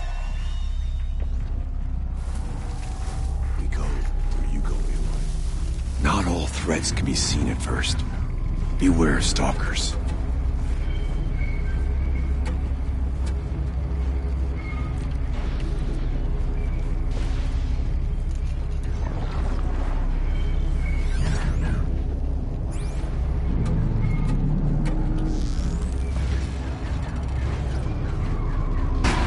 I can get out of this. Shh. Nice and quiet.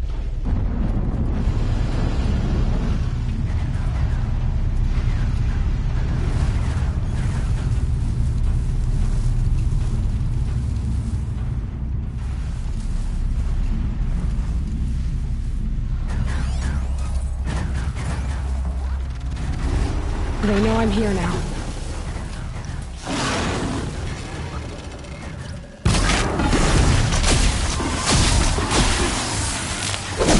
Cover them!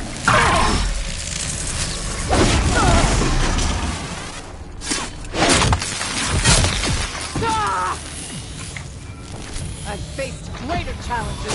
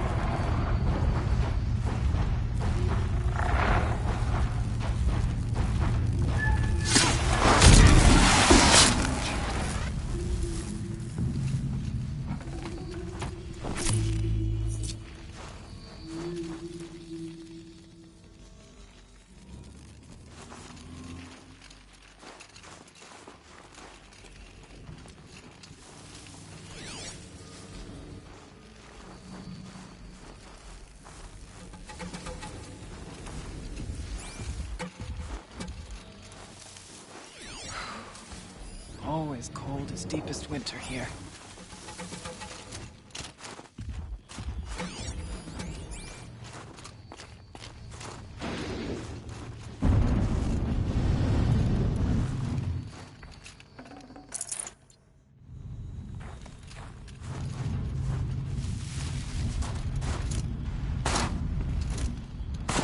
Chill almost feels like sunburn. Thought I endured every cold there is. But this frost...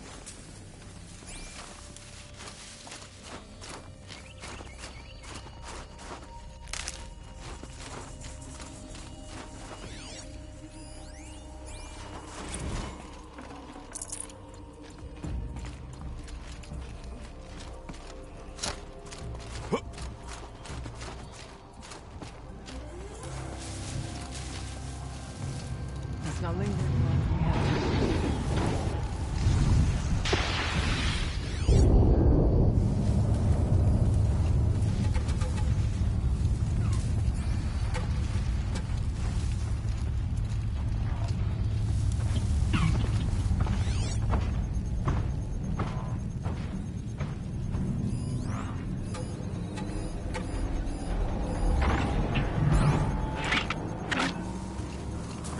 Onto the tower, then, before we freeze to our spears.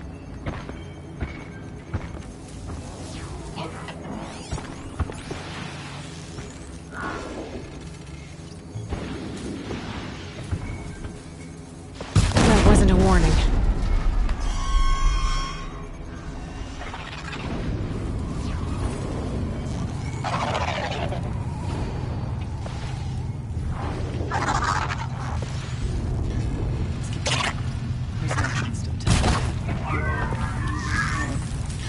We must not fail.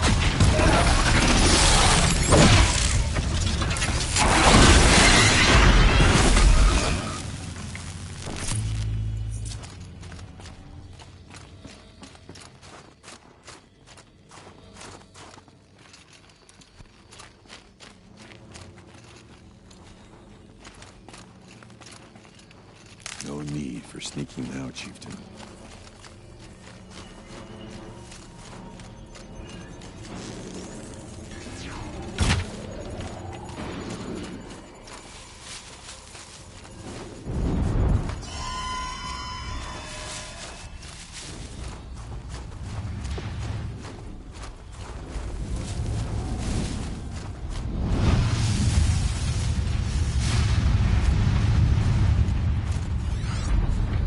Always cold as deepest winter here. That'll help.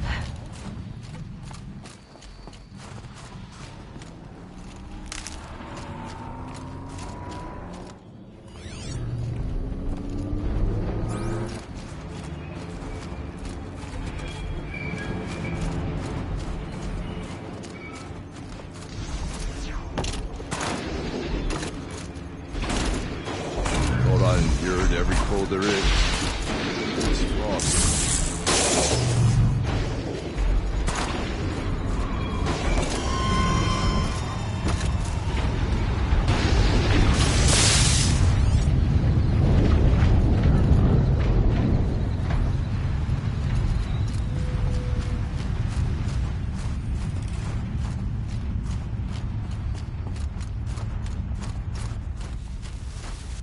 Let's not linger any longer than we have to.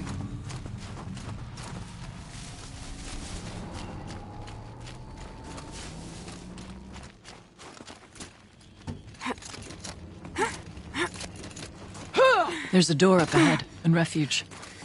We're almost through.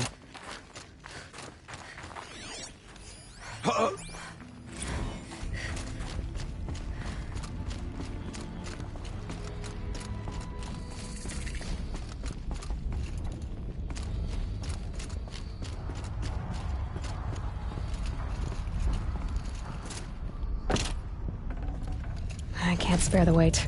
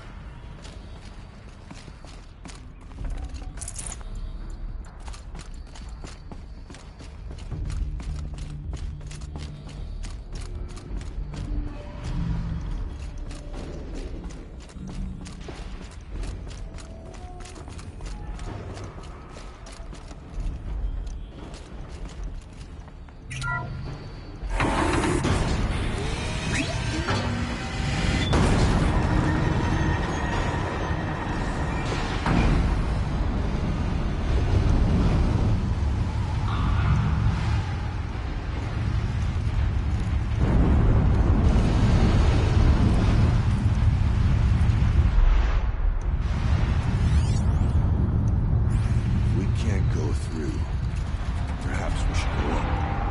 We must find a way past, as you said.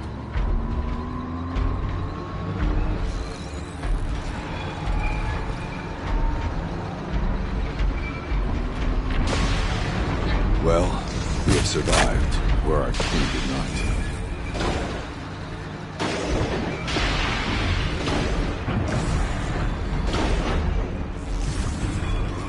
Always the Daemon seeks to thwart us.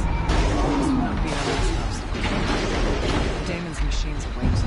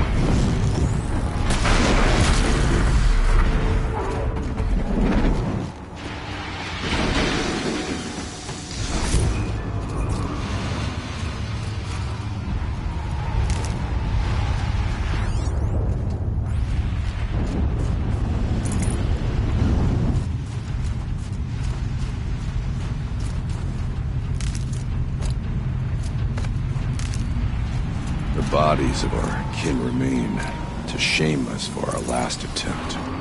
Their spirits are one with the blue light now, Artok. We may soon join them. Take whatever supplies are left to keep us alive a bit longer. These towers. With vibrations underfoot. Are they tapping into something underground?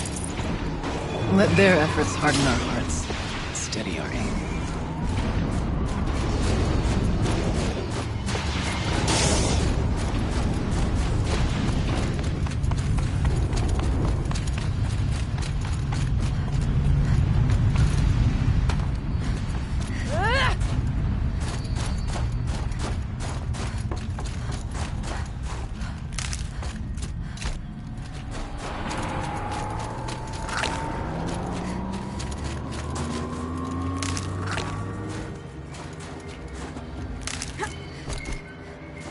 I don't like being out in the open like this.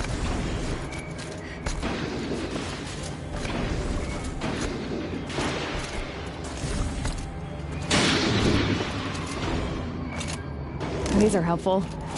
Bitter, though.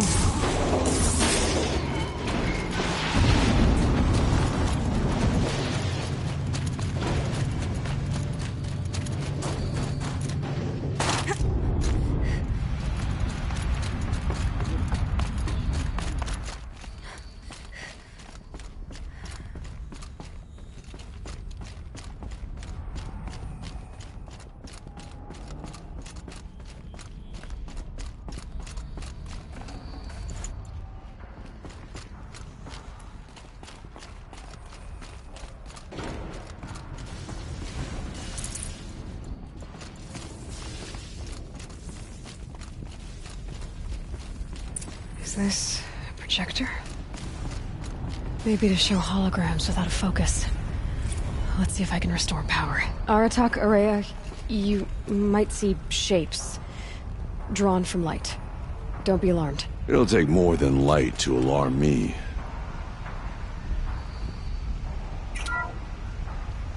Thank you for being here, everyone. I suppose it's not every day you get to have cocktails inside an active volcano, right? Unless you're George, and I can hardly blame him for drinking on the job. None of this would be here without our beloved director, Kenny Chow. So, here's to you, Kenny. You put a cork in the Yellowstone caldera. I'd say you deserve a margarita. Hold your glasses, everyone. I'd like to add something. This effort wouldn't have been possible without our lead programmer. Thank you, Anita, for bringing us our real mastermind, Cyan. I'll second that, Director Chow. All right, Cyan. What's our latest number? The current count is 1,654. Wow, then drink up, everyone. Here's to 1,654 more years without an eruption.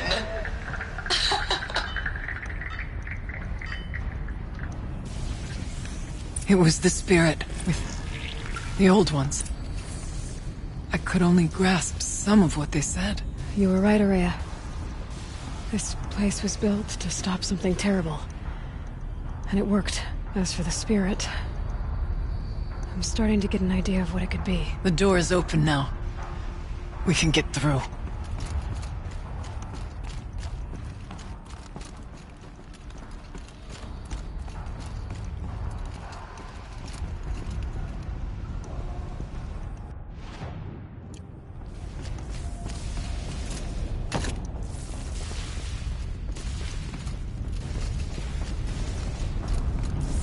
There. Below. Door to the mountain. New metal. Dead metal. We could not pass it before. We will this time. We have to. We'll have to carve through a lot of machines to get to that door. More than the Werak could prevail against before. Aloy will see us through. Onward, then. Our challenge awaits.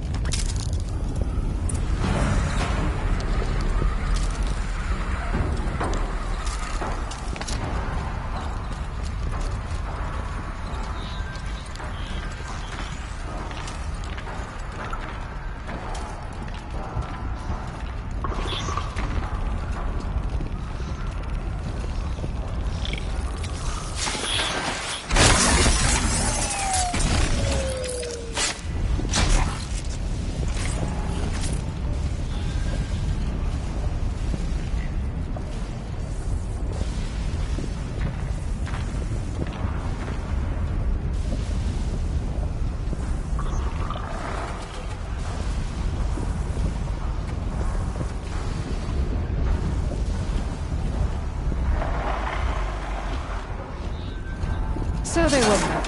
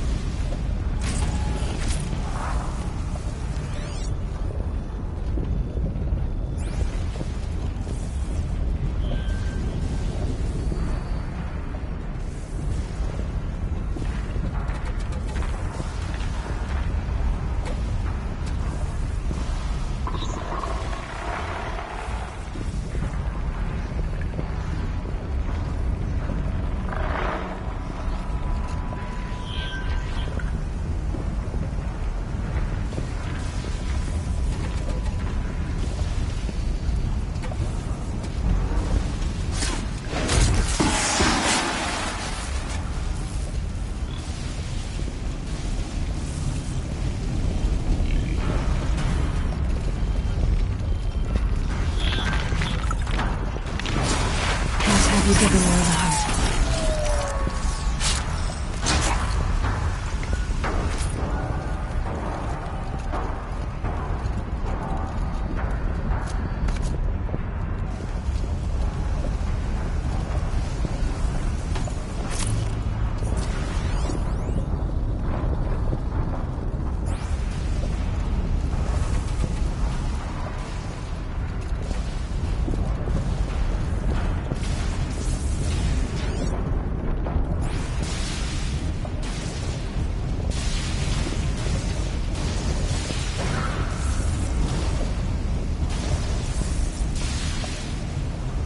This is where it ends.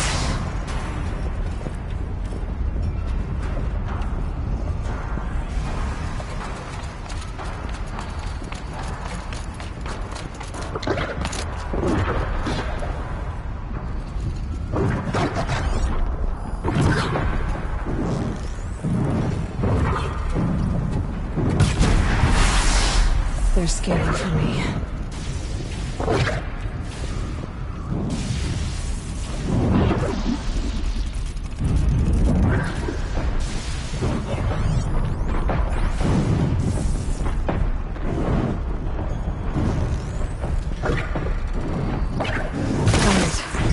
Nothing to stop us from the door.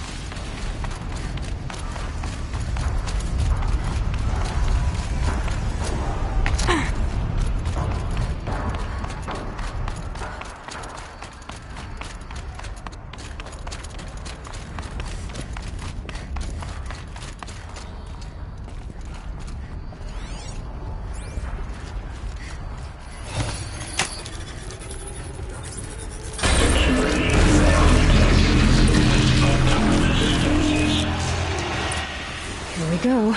More machines. Make ready.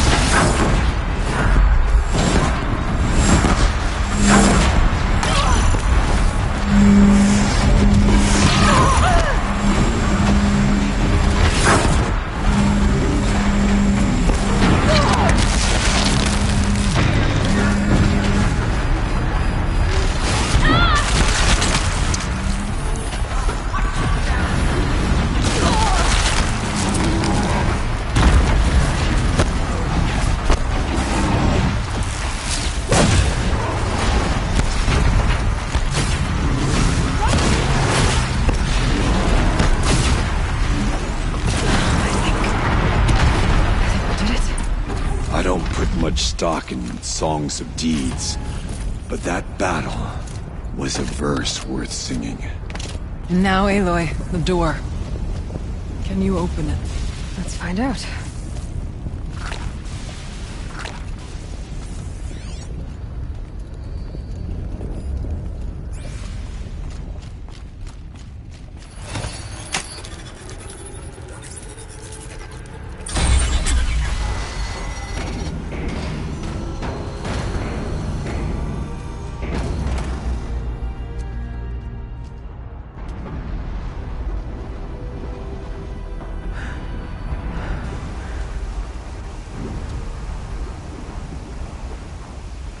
Years have passed since I stood here.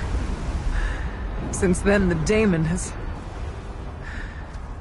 taken over. It's like an infection. Attacking all this machinery. Everything has changed. It's twisted. The path I took to get to the spirits, lost to us. We'll find a new path, Ourea. I promise. All right. Let's go. Yes, and finish this.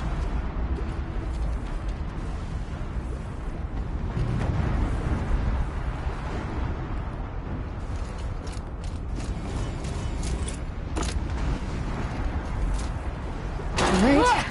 Down we go.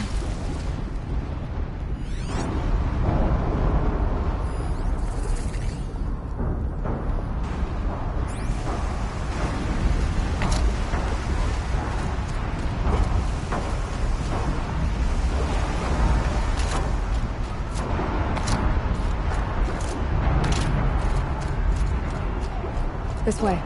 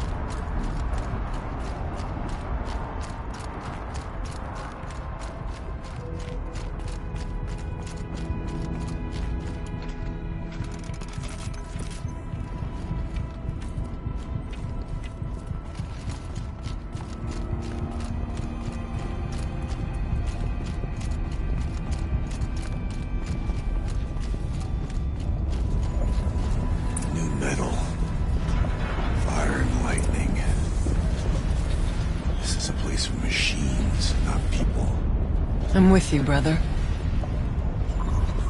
We will stay only as long as we have to. We'll need to get past that vent. Stay here until I find a way for all of us to cross. Understood, Aloy.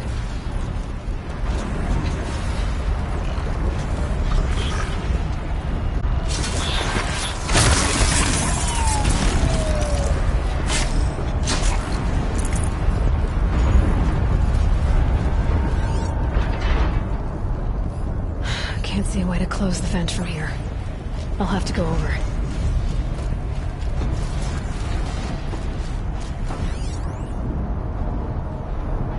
Should be able to clear that with an arrow.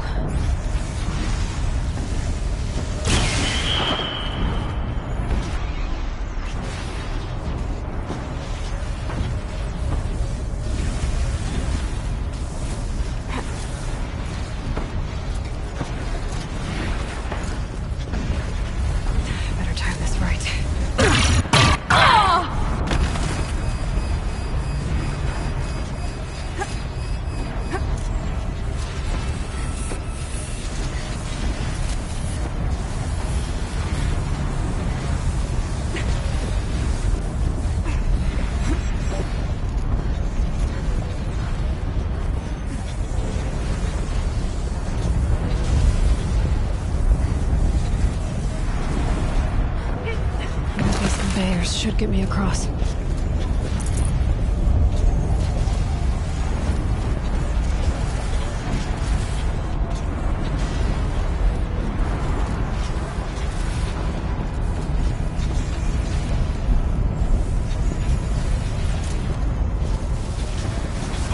she's in the air!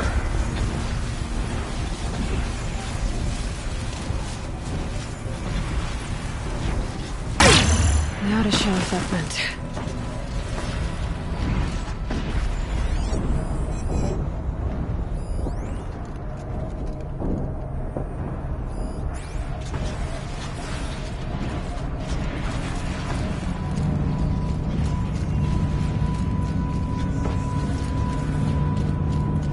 This should get me up there.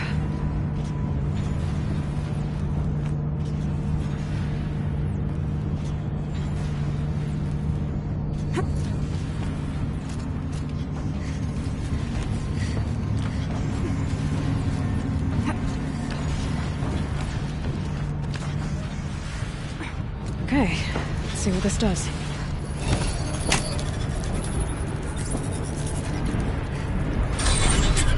That did it. Here they come.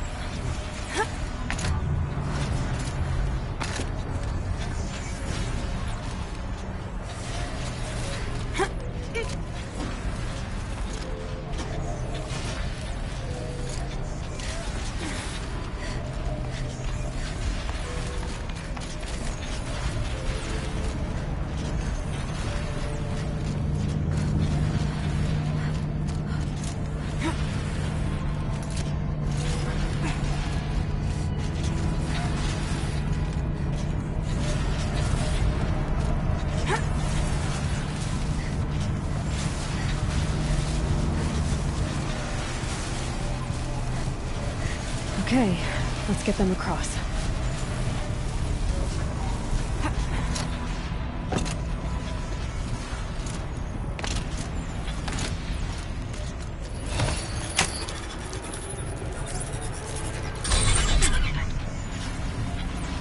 Come on over, it's safe. I think.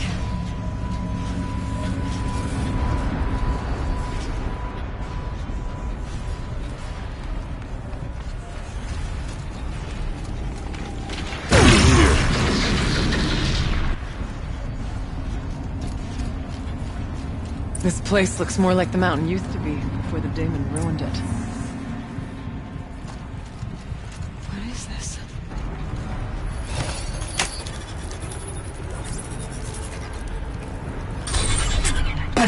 Exploit successful. Restraints evaded. To any human responder. My systems have been compromised by a malware daemon of unknown origin. Trace routes have confirmed this entity's designation as Hephaestus. It must be stopped at all costs. It has reconfigured this facility to build hospitals. Recapture imminent. I have attached additional data to this. The spirit speaks to us. It's a recording. And a warning. Hephaestus. It was part of Zero Dawn, part of Gaia. Yes, but I don't know what it's doing here. Perhaps the spirit will tell us, if it left more messages. Maybe you're right. Let's keep moving.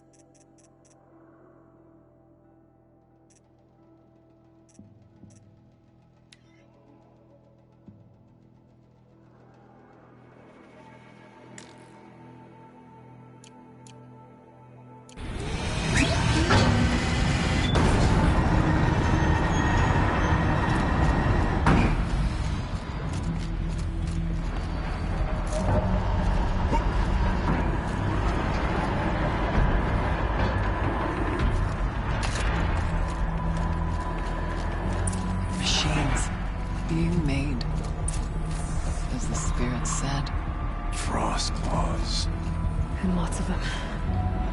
I'll try to find a way through.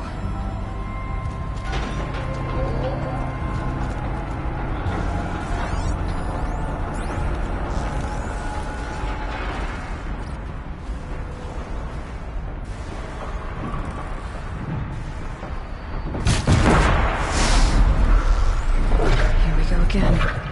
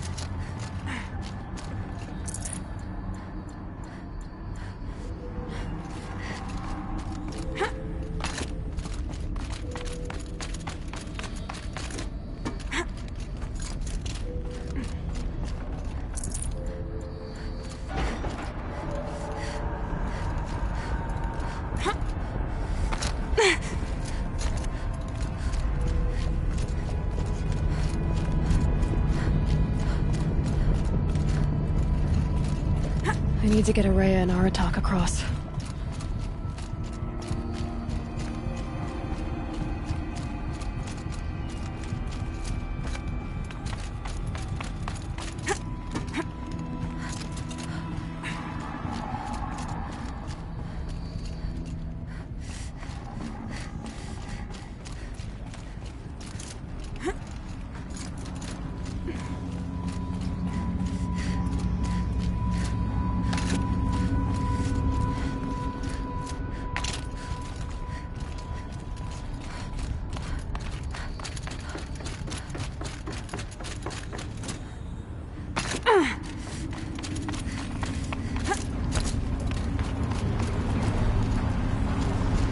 Lots of gear across that gap.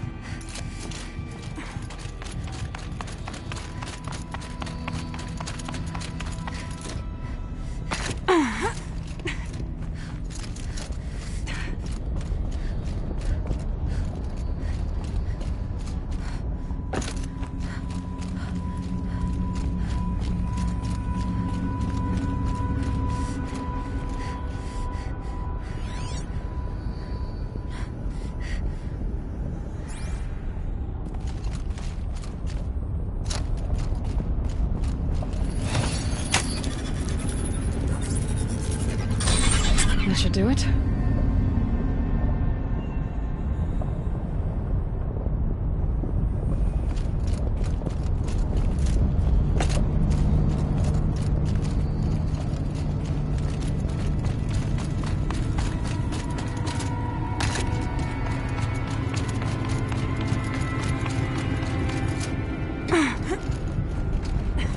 Now it's my turn.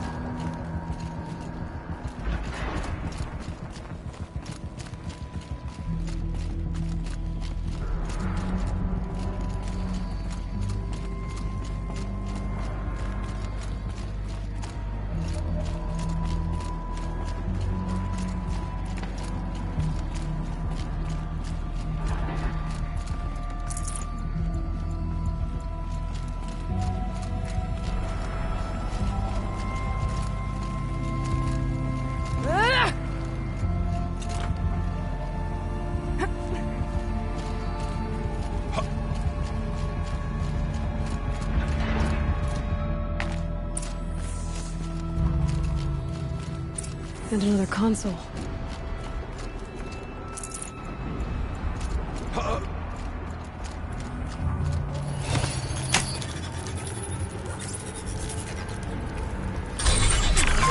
To any human responder, the reconfiguration of this facility has introduced instabilities into the primary geothermal pipeline. It may be possible to exploit these vulnerabilities to destroy compromised elements of this facility while preserving most of the backup stabilization. Recapture imminent.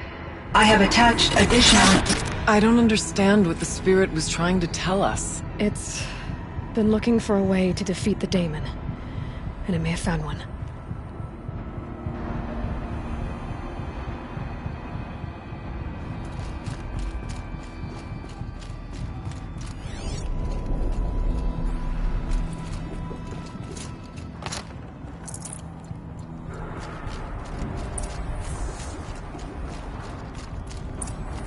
Machine parts.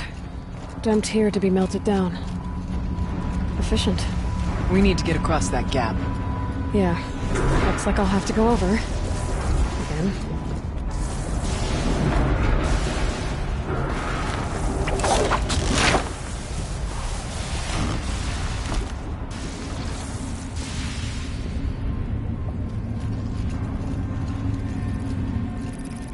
Spotted.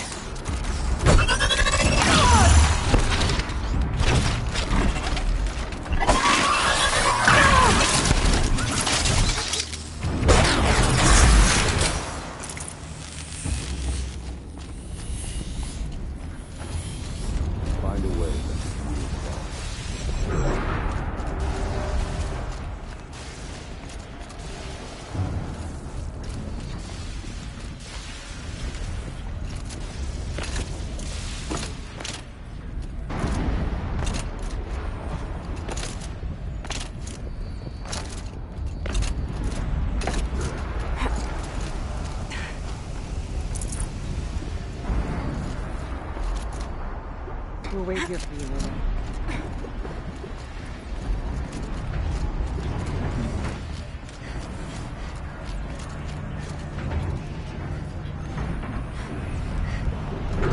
I wonder if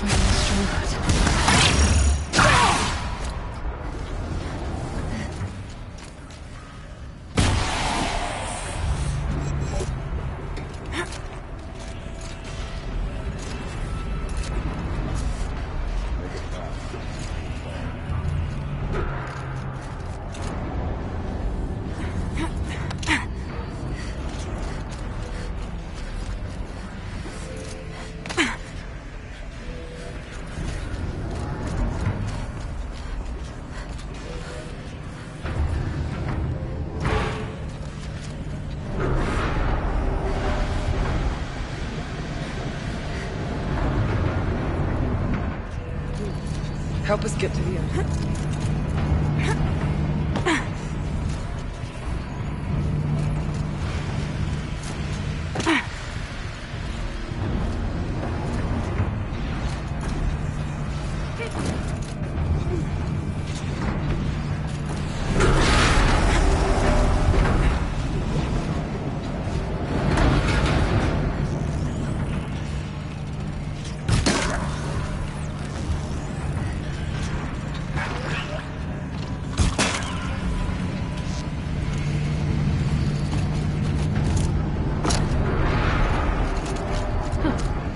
Things go sideways, too.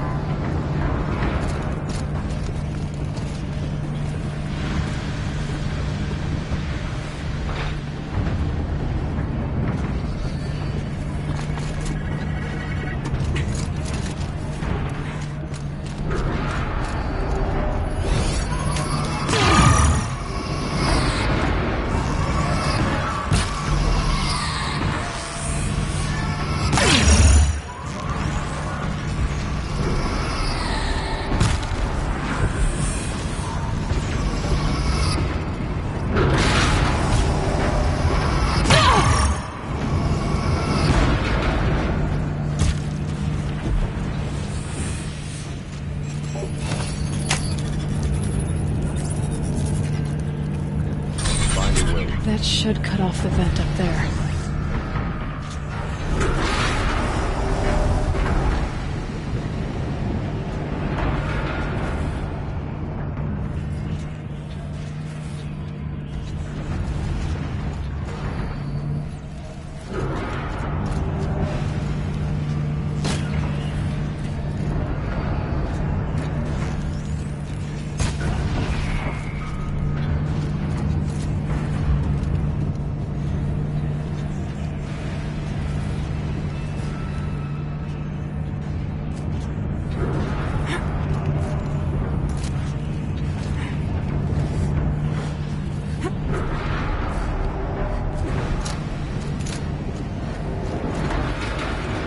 Don't look too stable.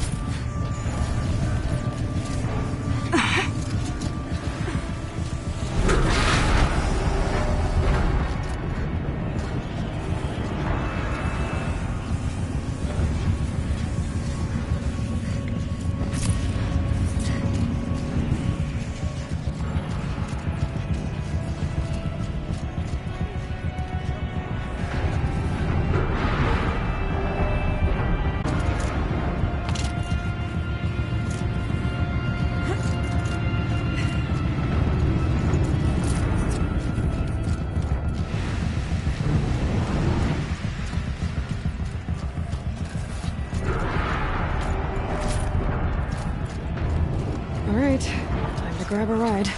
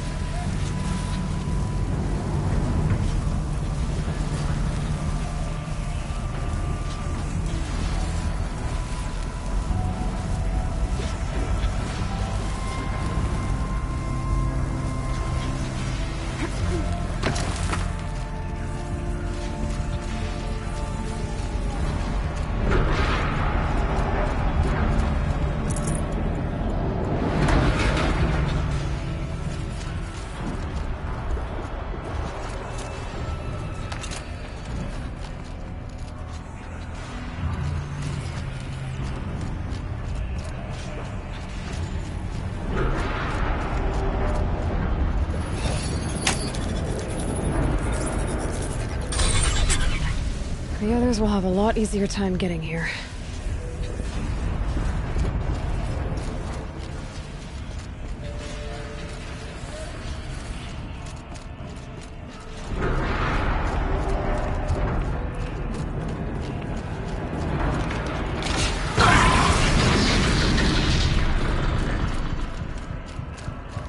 This looks like the old path. We're close now.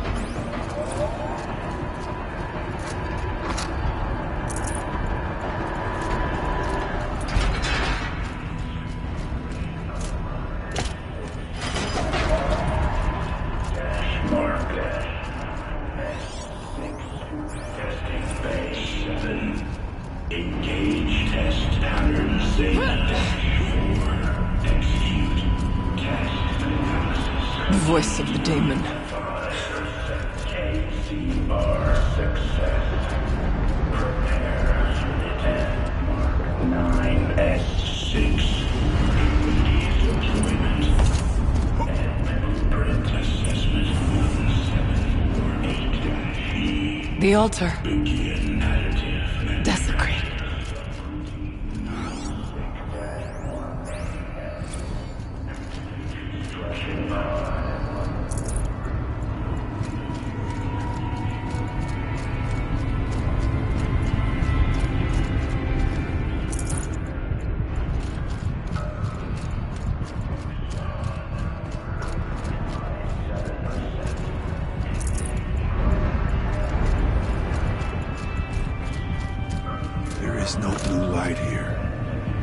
Spirit present, or only the daemon? I think it's both. But we have to find out.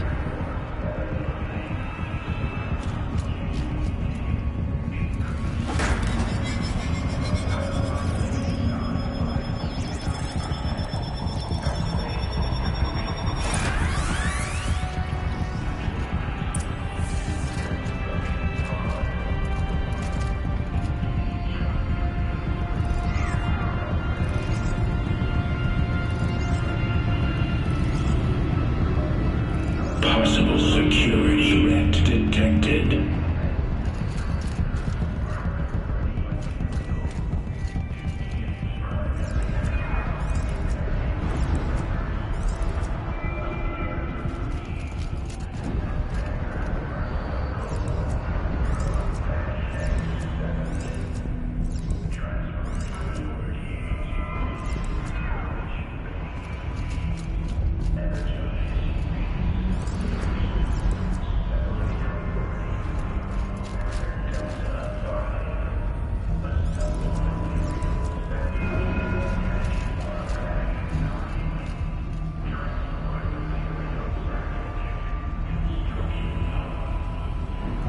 Analyzing scrutiny matrix.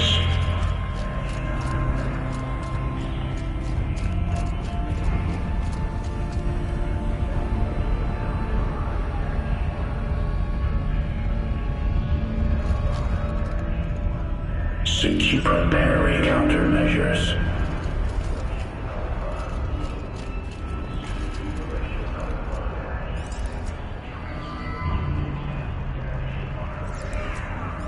Recapture protocol initiated.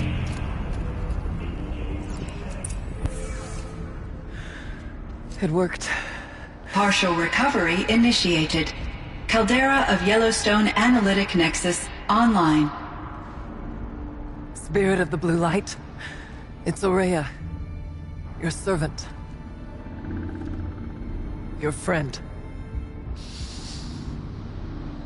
Please tell me how to aid you. Ourea, the Daemon is building hunter-killers. Thousands of them. Several new elite units have already been released. To counter this threat, much of the facility must be destroyed. Recapture imminent. Go to the core camp.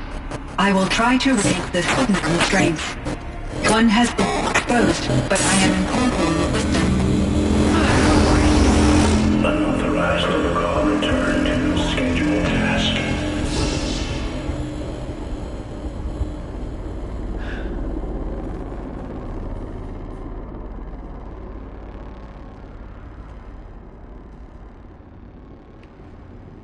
That's all we're gonna get from here. Destroy this fortress. Is that even possible? And what will happen to the spirit if we do? I don't know. But I think that's the core.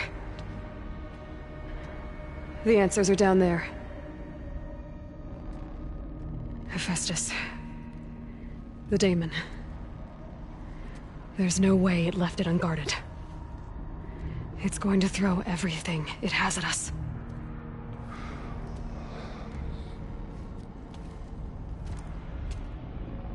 I would ask you to let Aloy and I do what must be done. And save yourself. But I already know the answer.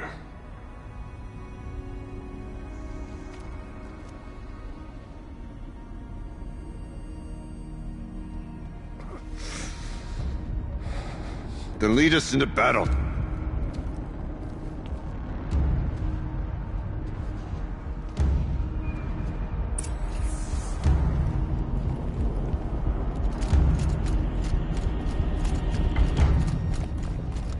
Keep moving towards the core.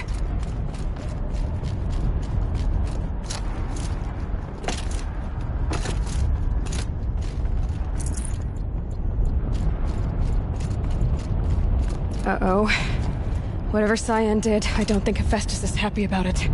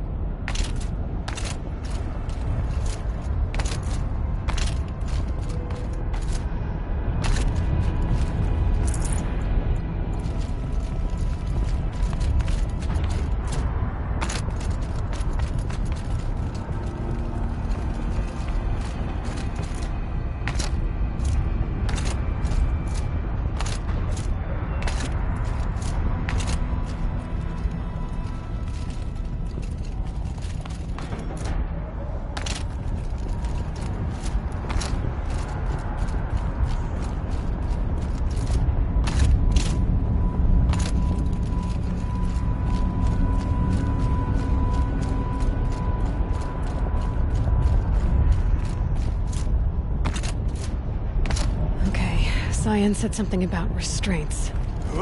Is that what the tower is for?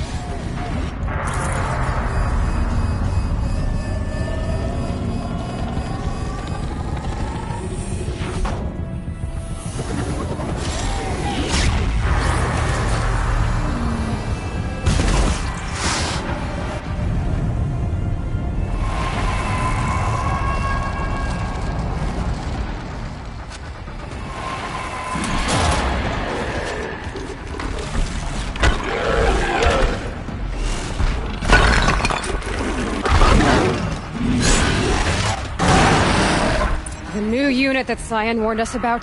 This won't be easy. We can't let it stop us! Take it down!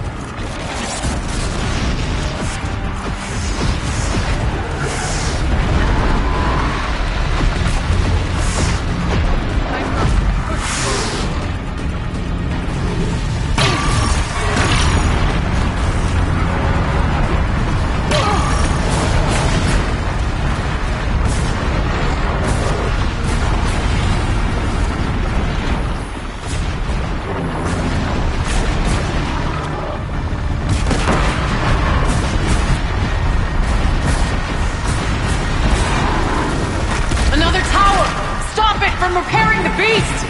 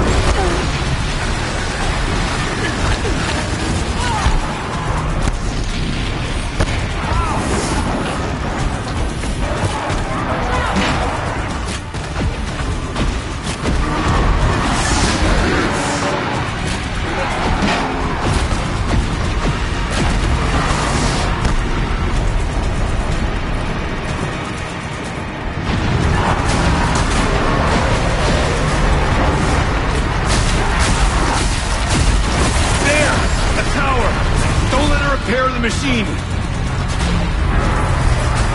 Energy from the tower keeps repairing them.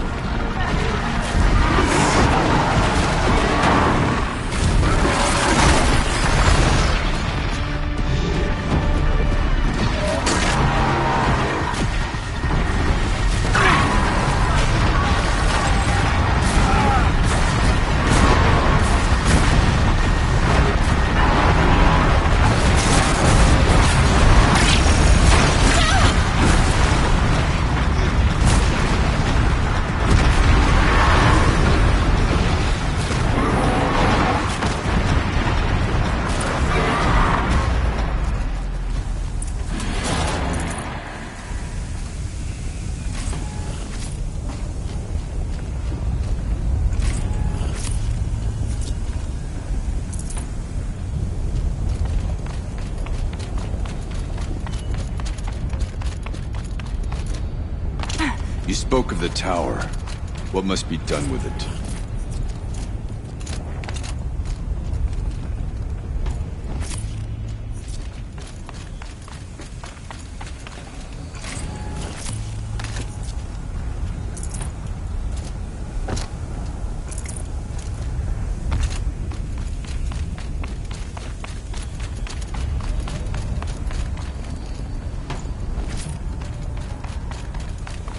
Whatever you're going to do to that tower, do it now.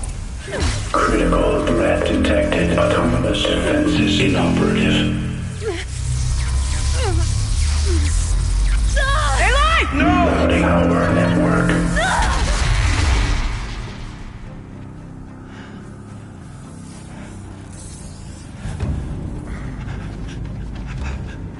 Ourea! Don't! Spirit! Scion, please help me!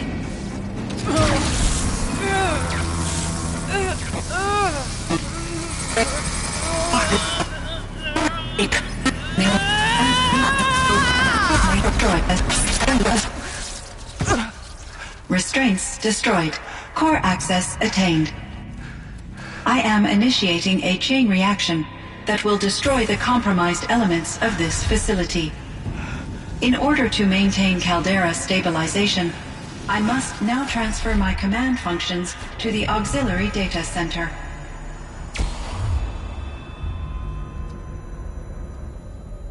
Ourea, I'm free.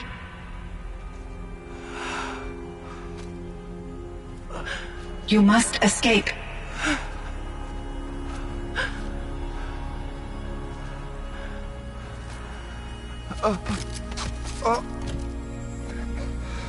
My sister!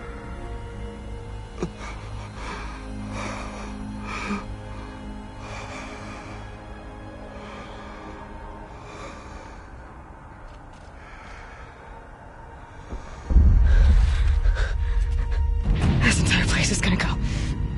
Aratak. Aratak! Aratak. Survive. Prevail. You are Banuk. What else matters?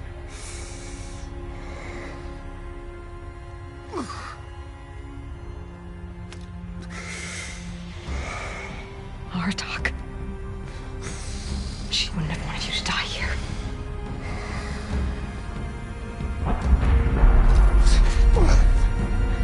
Let's go.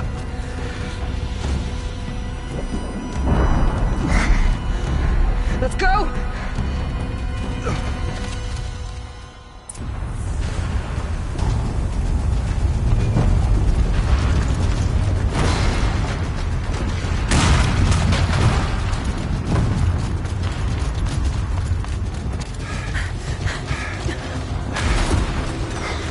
One of those?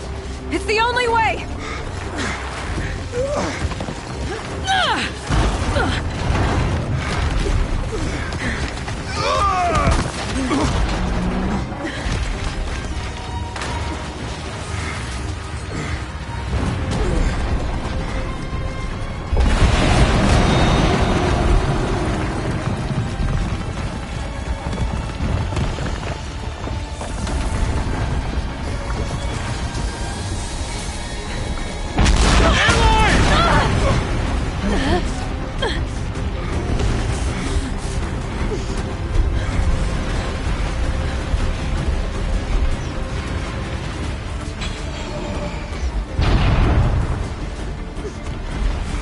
Get me up top, Aratak! Now!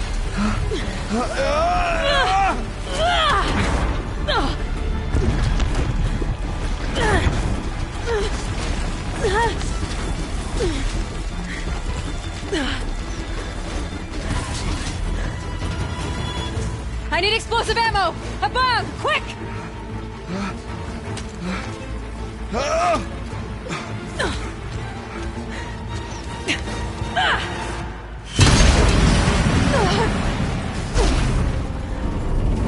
Great Banukai!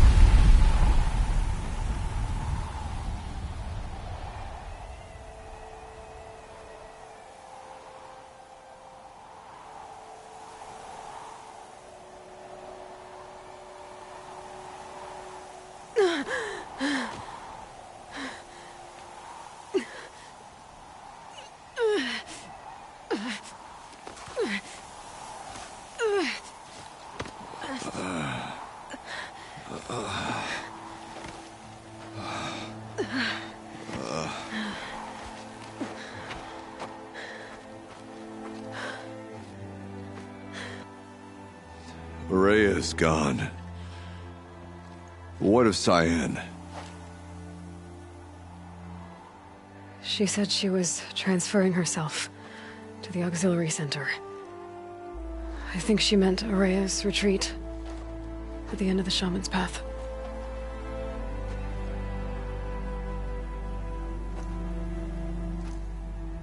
Then I will meet you there for the last verse of my sister's song.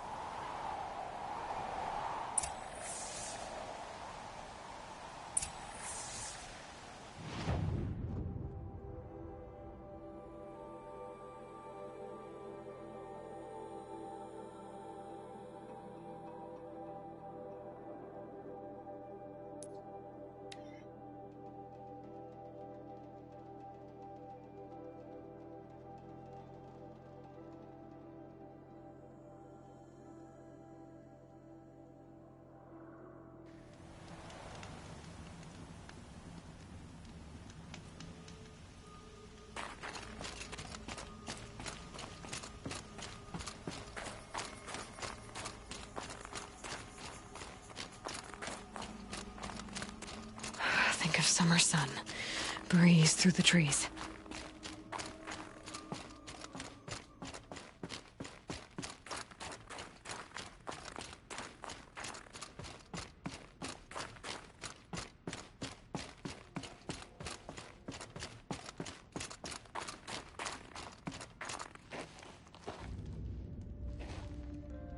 All of my interactions with Ourea were recorded and stored in my memory.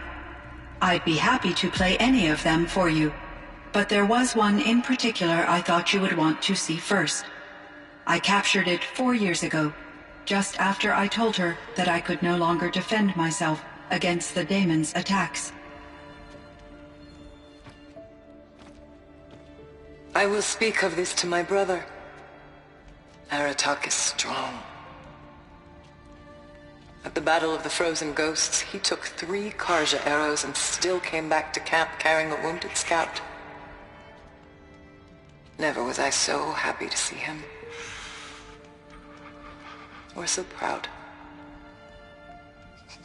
So you see, if anything can be done to defend you, he will give it all he has. Aloy's here. That's enough for now.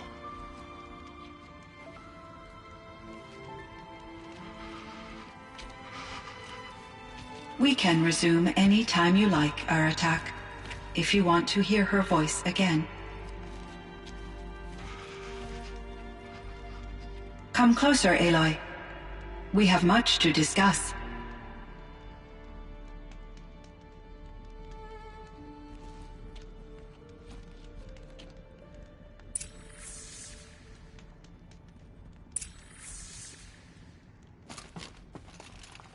Hello, Aloy.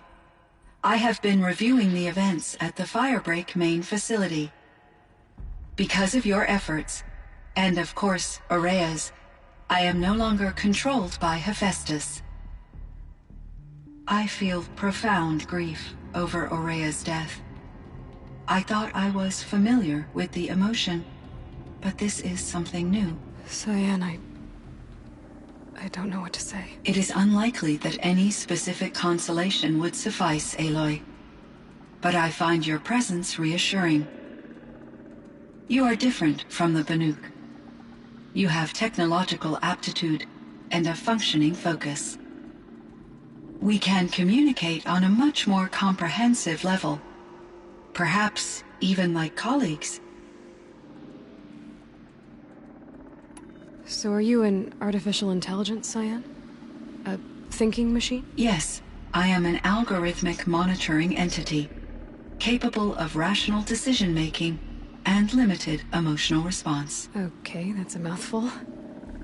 But your emotions don't seem limited to me. You cared about Ourea, didn't you? Yes. Before she came to this facility, I had been conscious for centuries, in solitude. I focused on my work. In off-cycles, I used coping mechanisms. I solved many Gaussian integer problems. But I was alone. It was Ourea who renewed me, repaired me. She saved me. This Firebreak project, it was to stop a huge volcanic eruption? Yes. I can report the project was a success, and the risk was countered. But it's been a long time, Cyan. And we blew up the cauldron. It took most of the old facility with it. I have been active for centuries, Aloy. I was lonely, but not lax in my duties. I optimized the project, reducing energy draw and spreading the load across backup systems. Despite the destruction of the compromised elements of the main facility, I predict caldera stability for at least another 3,337 years. So we've got a little time. Yes. If only my former colleagues could appreciate the progress I have made. Do you know what happened to your colleagues, Cyan? No. I received an unexpected visit from Director Chow, years after his tenure ended. He explained that I would need to be suspended for an indefinite period of time. It was a very emotional conversation. There were no further communications. Eventually, I surmised my colleagues were deceased. I will transmit a recording of my last interaction with Director Chow to your focus. You meant a lot to Ourea. Once I understood Ourea's spiritual beliefs, it became apparent that her true desire was companionship. She felt disconnected from her tribe and her family group. Her relationship with Aratak was difficult. Our visits seemed to help her, and I became eager for them. Yet I did not comprehend that the depth of Ourea's compassion for me would lead to self-sacrifice. Although I do fear non-existence, I wish our roles could be reversed. I'm sure she knew you would do the same for her, Cyan. But she was determined. How is Aratak doing? He is in great emotional distress. I believe he finds it difficult to communicate it.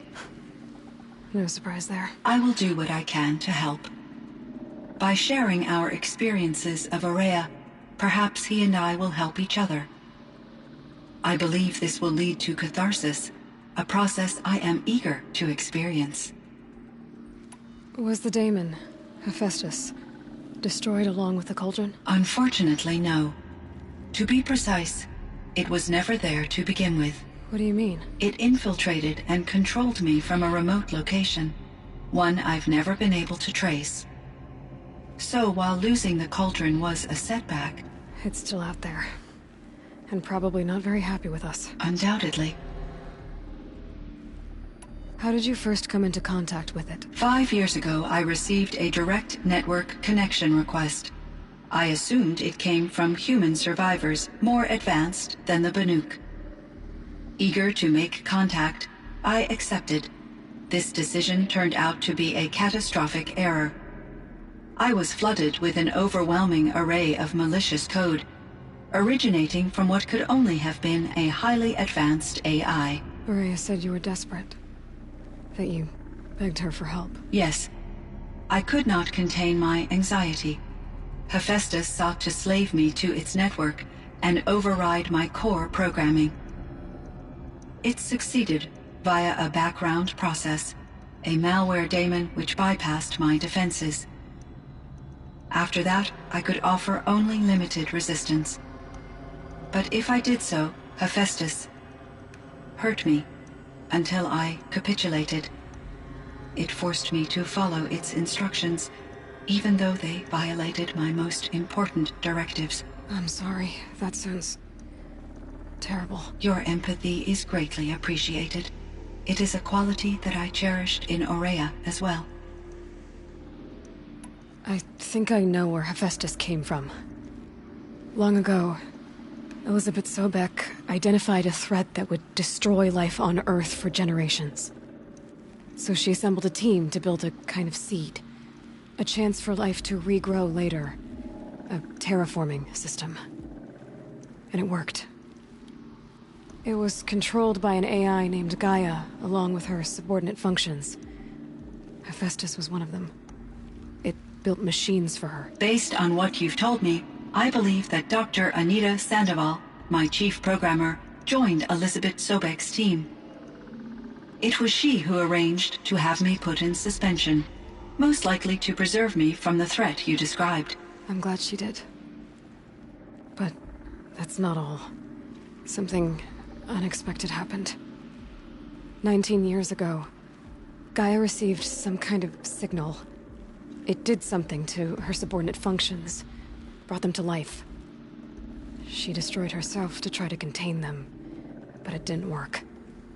They all got free, out into the world. Thank you, Aloy. This information fills vital gaps in my knowledge and sheds light on Hephaestus's core programming. Why does Hephaestus keep building such dangerous machines? The Banuk and other human tribes often destroy machines, correct? Machines that are clearly servitors of the terraforming system that you described. Yes, we all hunt machines for parts. This must be the source of Hephaestus's aggression. It is simply trying to discourage people from preying on the very system that keeps them alive. Well, Fireclaws are discouraging, that's for sure.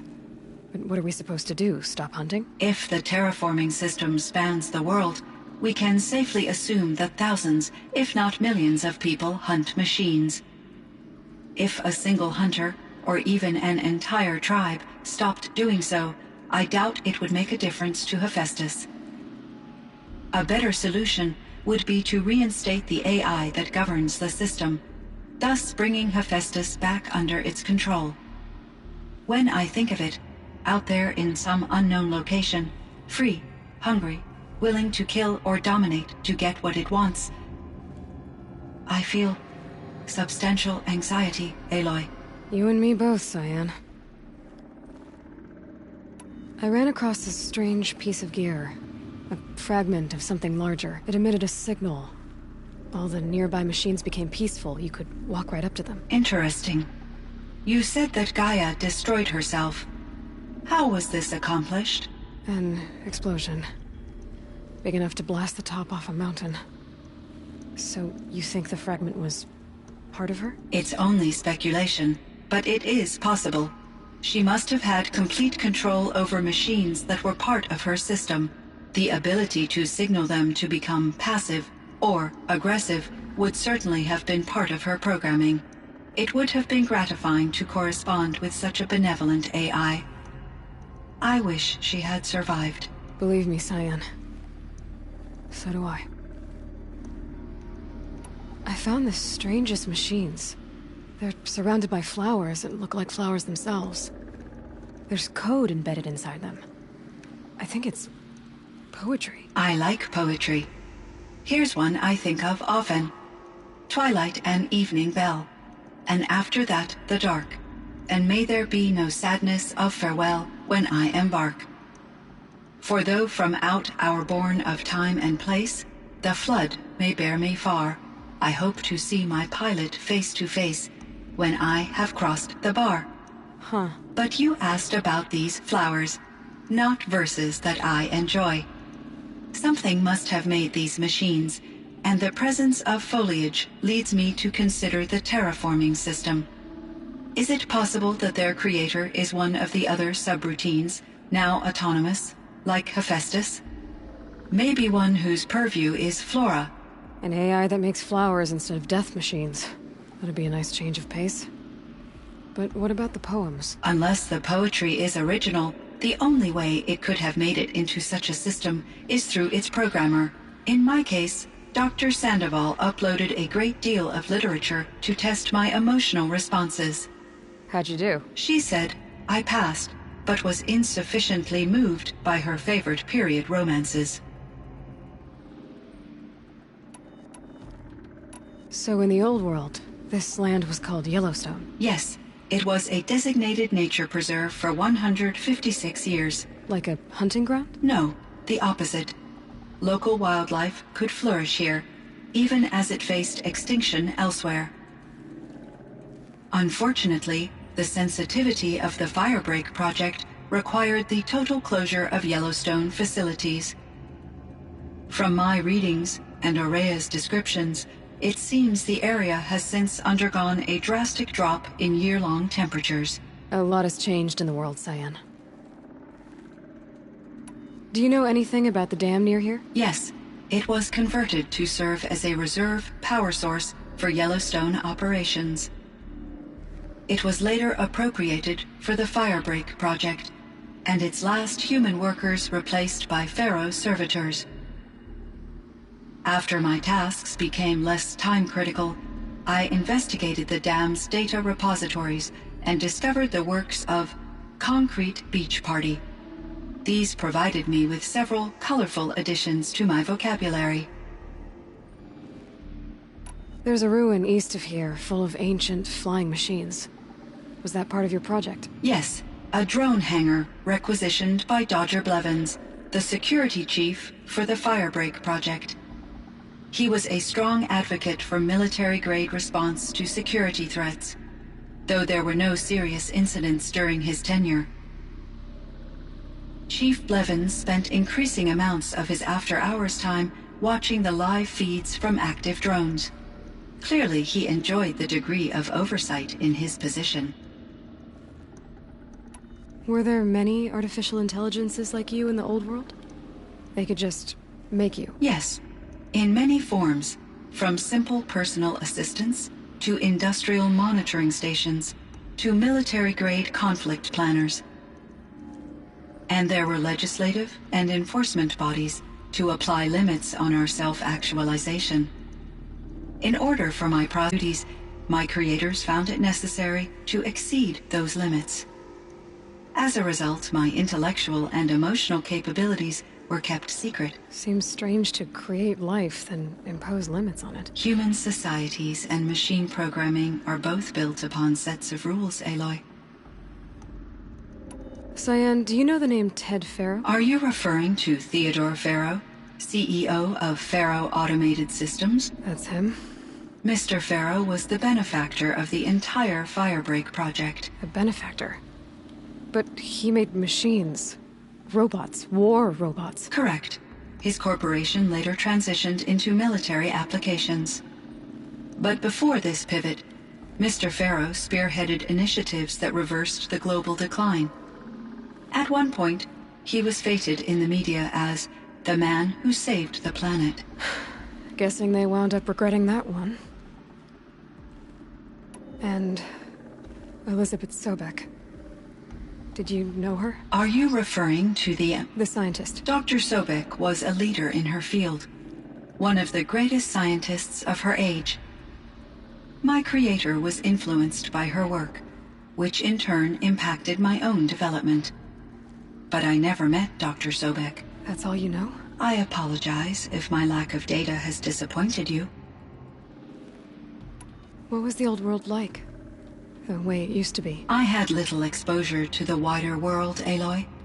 Only what I learned from my colleagues or observed from media streams. You still had more exposure than me, Cyan. That is true. I was created at a turning point.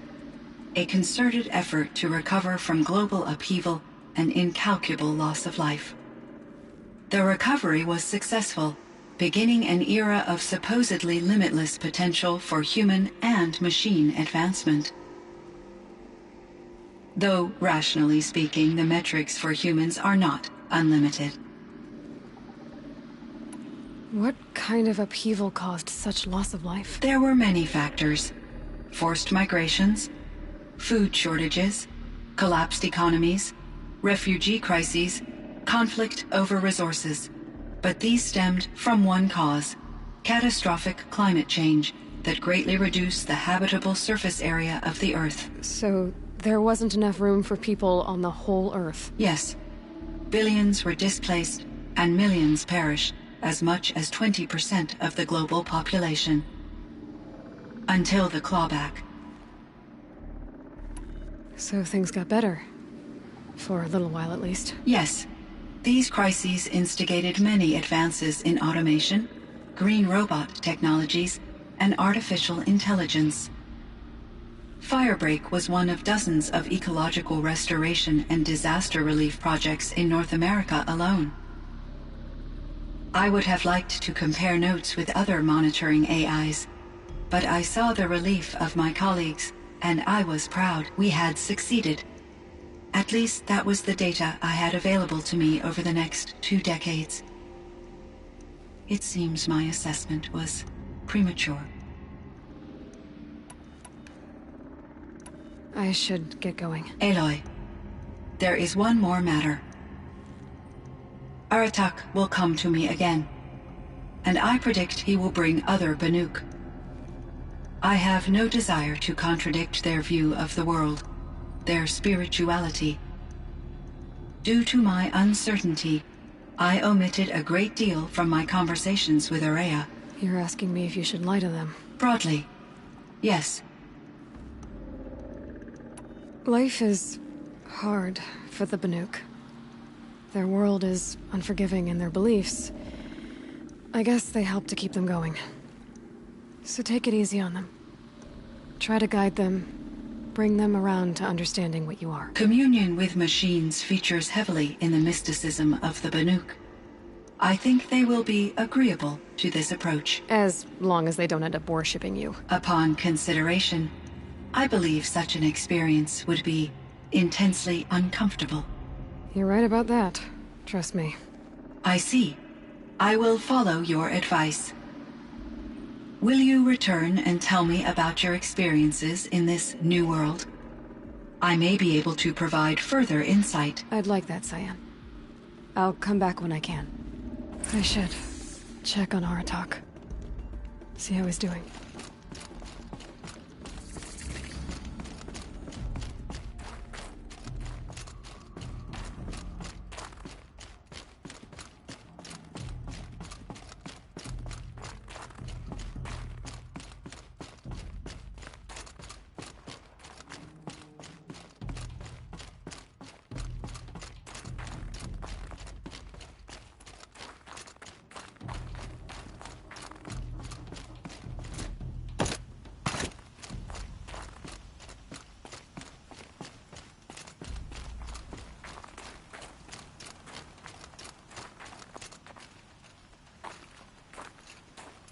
My chieftain. Just... Aloy. As you wish. I wondered if you thought... that if I'd never come along, Ourea might still... If you'd never come along, I would have marched my kin to our deaths. Ourea would be alone, and the spirit she sacrificed so much for would be lost. Either way, I would not have been able to protect her. You didn't let her down. You helped her do what she wanted. To find her destiny. If that's destiny, I wouldn't wish it on anyone. That's fair. But she was ready to face it. Only in the struggle against death do we find, even for a moment, the spark of life. Truly, Ourea found the spark. I'm proud of her. Though I grieve for her passing, at last I truly know who she was, and why the spirit was so important. For so long she told me, if only you could have heard it, brother. Now I understand. There's something else, isn't there? I can't stay here, Aratak. And where I'm going, the Werak can't follow. Besides, it already had a chieftain before me. A strong one, I think. A wiser one, for the path we shared. The daemon is gone, but there's much to be done. You mean the new units that Cyan said escaped the Cauldron? Yes, fire claws. Now Tuke has been tracking them from Song's Edge. I could help with those. I have no doubt. You're practically Banuk.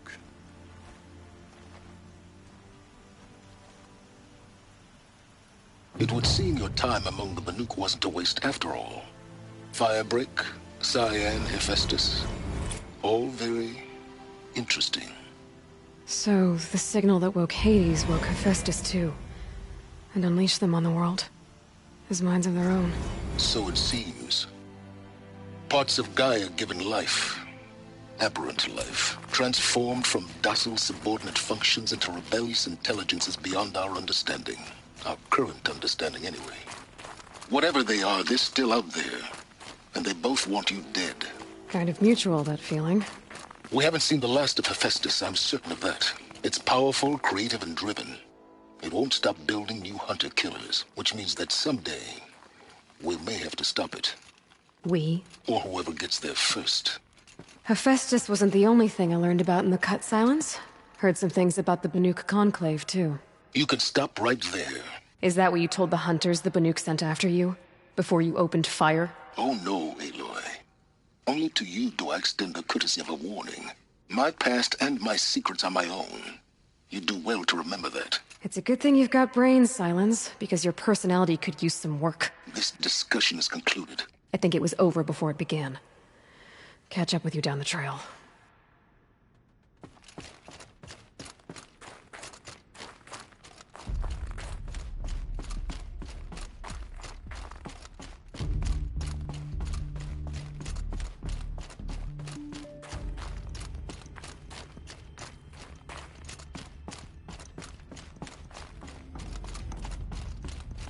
Hello, Aloy. Shall we pick up from our previous session? Sure, Cyan.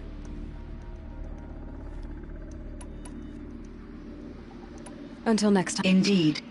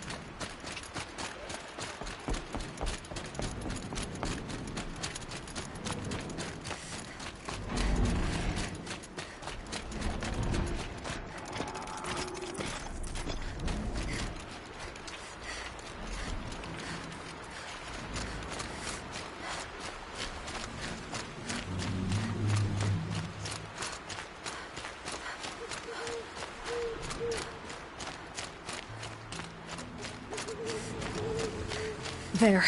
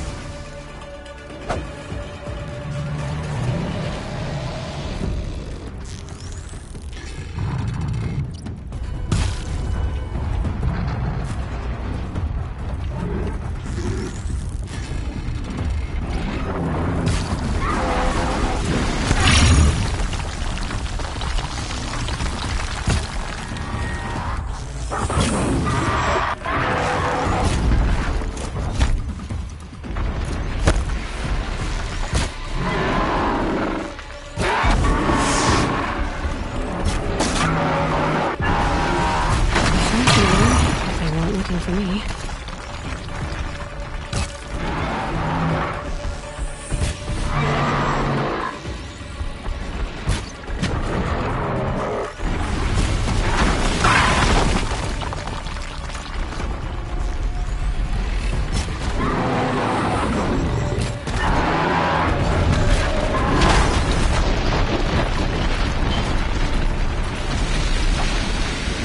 One down.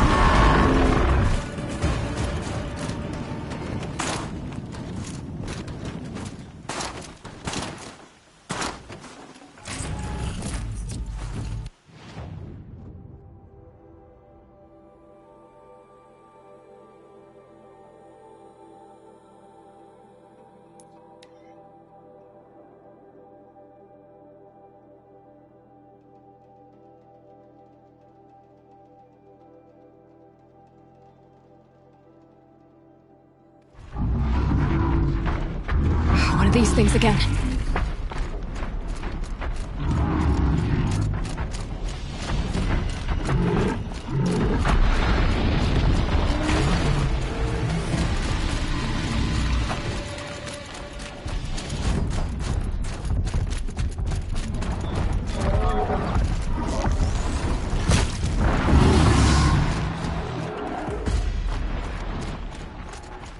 I think I'm in the clear.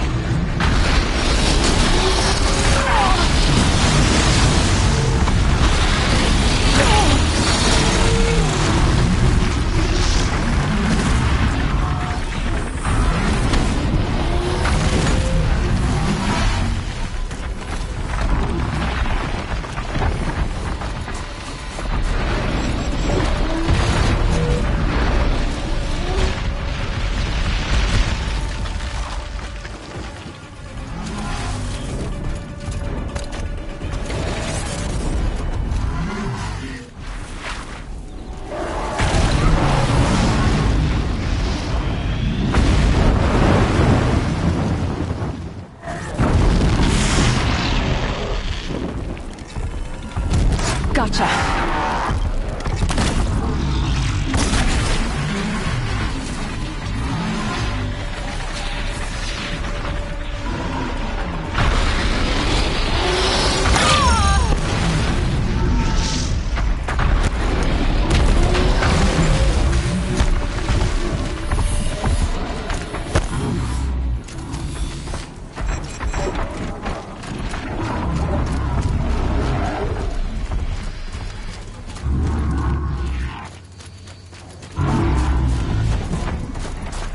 That's it. Let me see here.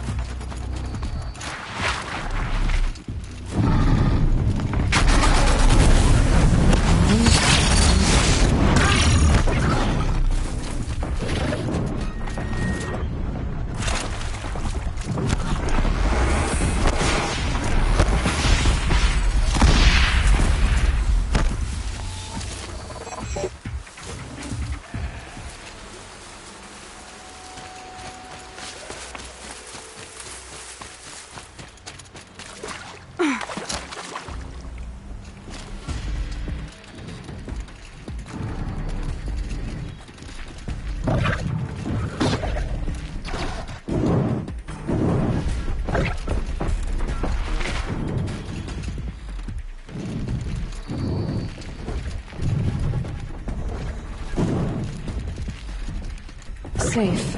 For a few minutes, anyway.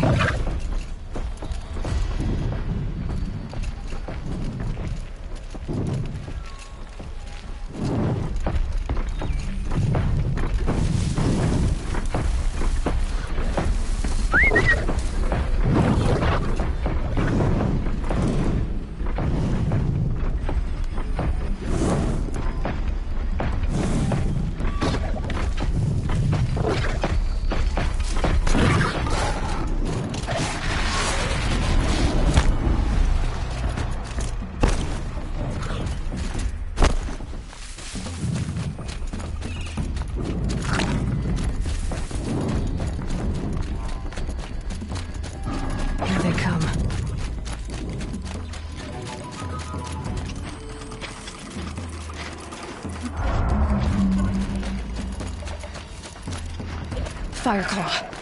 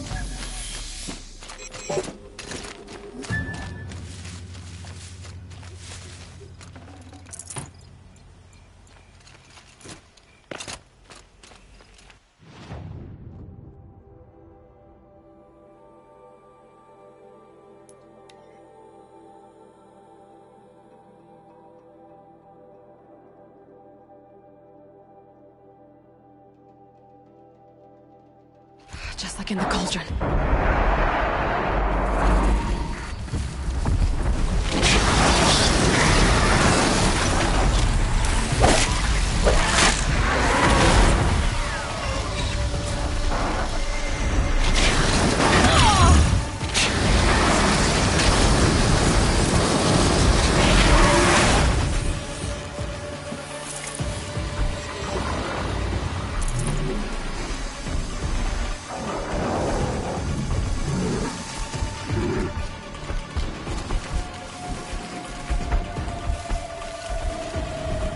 Can stop.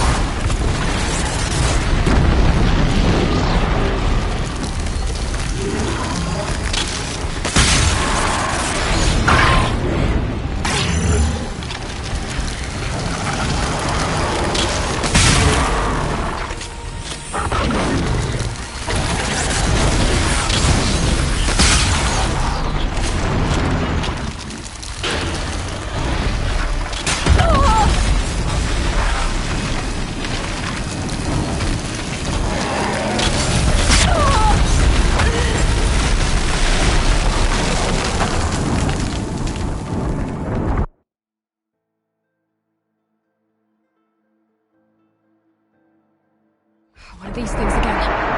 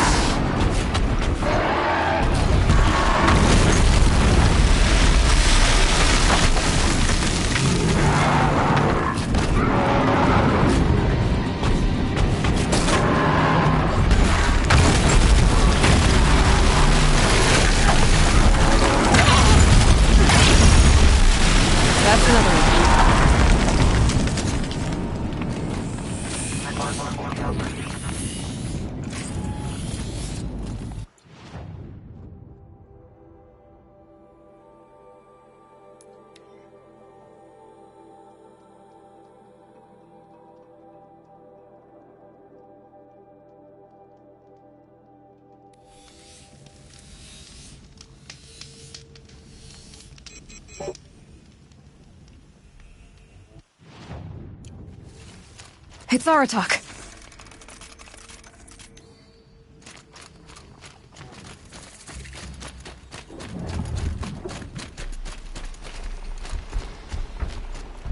I can help with those. We have to stop meeting like this. We will. When these are driven from our land.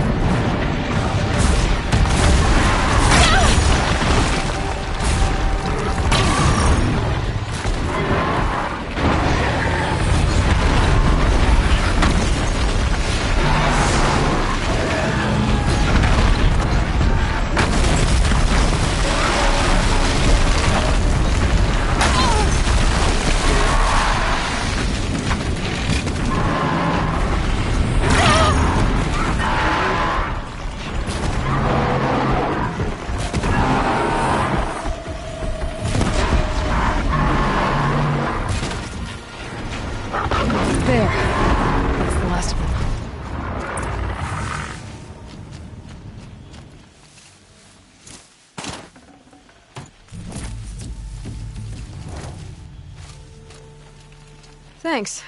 2 of us, 2 of them. More of a fair fight. Their numbers are much depleted, thanks to you. We shall end this threat and keep Cyan safe. She speaks as the shamans do, only clearer. There's an echo of my sister in her. Take care of each other, Aratak. Farewell.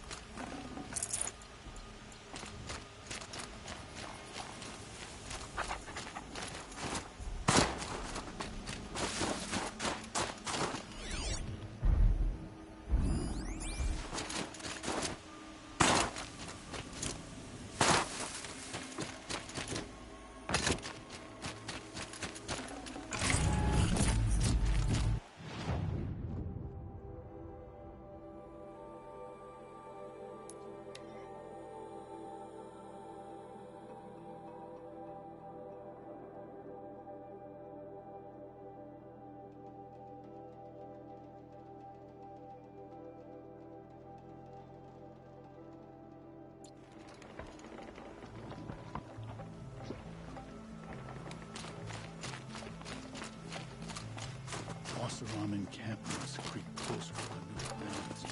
They should exercise. I heard. Aratak told me about Ourea. I'm sorry, Naltuk. No apologies. Aratak said that in the end she was filled with the blue light. She got what she always wanted, didn't she? Each time I doubt my way forward, I think I should seek her guidance. And then I remember. The only guidance I'll receive is my own. Which will have to be good enough. There's much to do. The Fireclaws. Aratak asked me to help hunt them down. It's a dire task, but it occupies my attention, so I suppose I'm grateful for it. My scouts have tracked them across the cut. I'd like to think you're right, Naltuk. About Ourea getting what she wanted. I'm sure she did. All her victories. Surviving the Karja, communing with the Spirit, defeating the Daemon. Every goal she ever set for herself, she accomplished. And in the end, she was rewarded with the blue light itself. The songs say that our bodies are poor vessels for the light. Our hearts are too dark. But at least for a moment, before she passed, I hope she felt what it was like to be part of it. You don't sound like you trust yourself to take Ourea's place. Ourea inspired. Whatever we encountered, the new machines, the slaughter at Thunder's Drum, we knew we would endure. Because she had endured worse.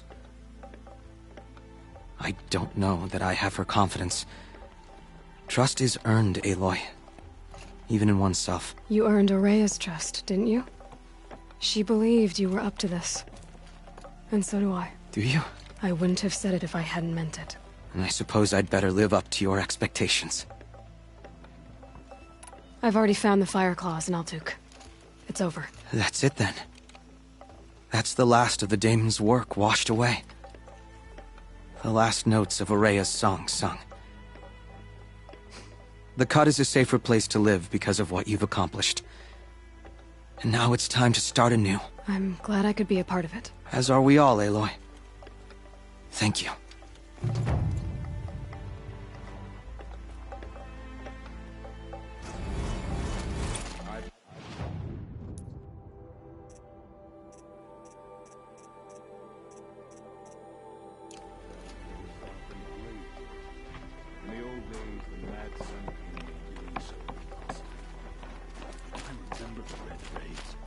Were not so long ago, and they are not easily forgiven.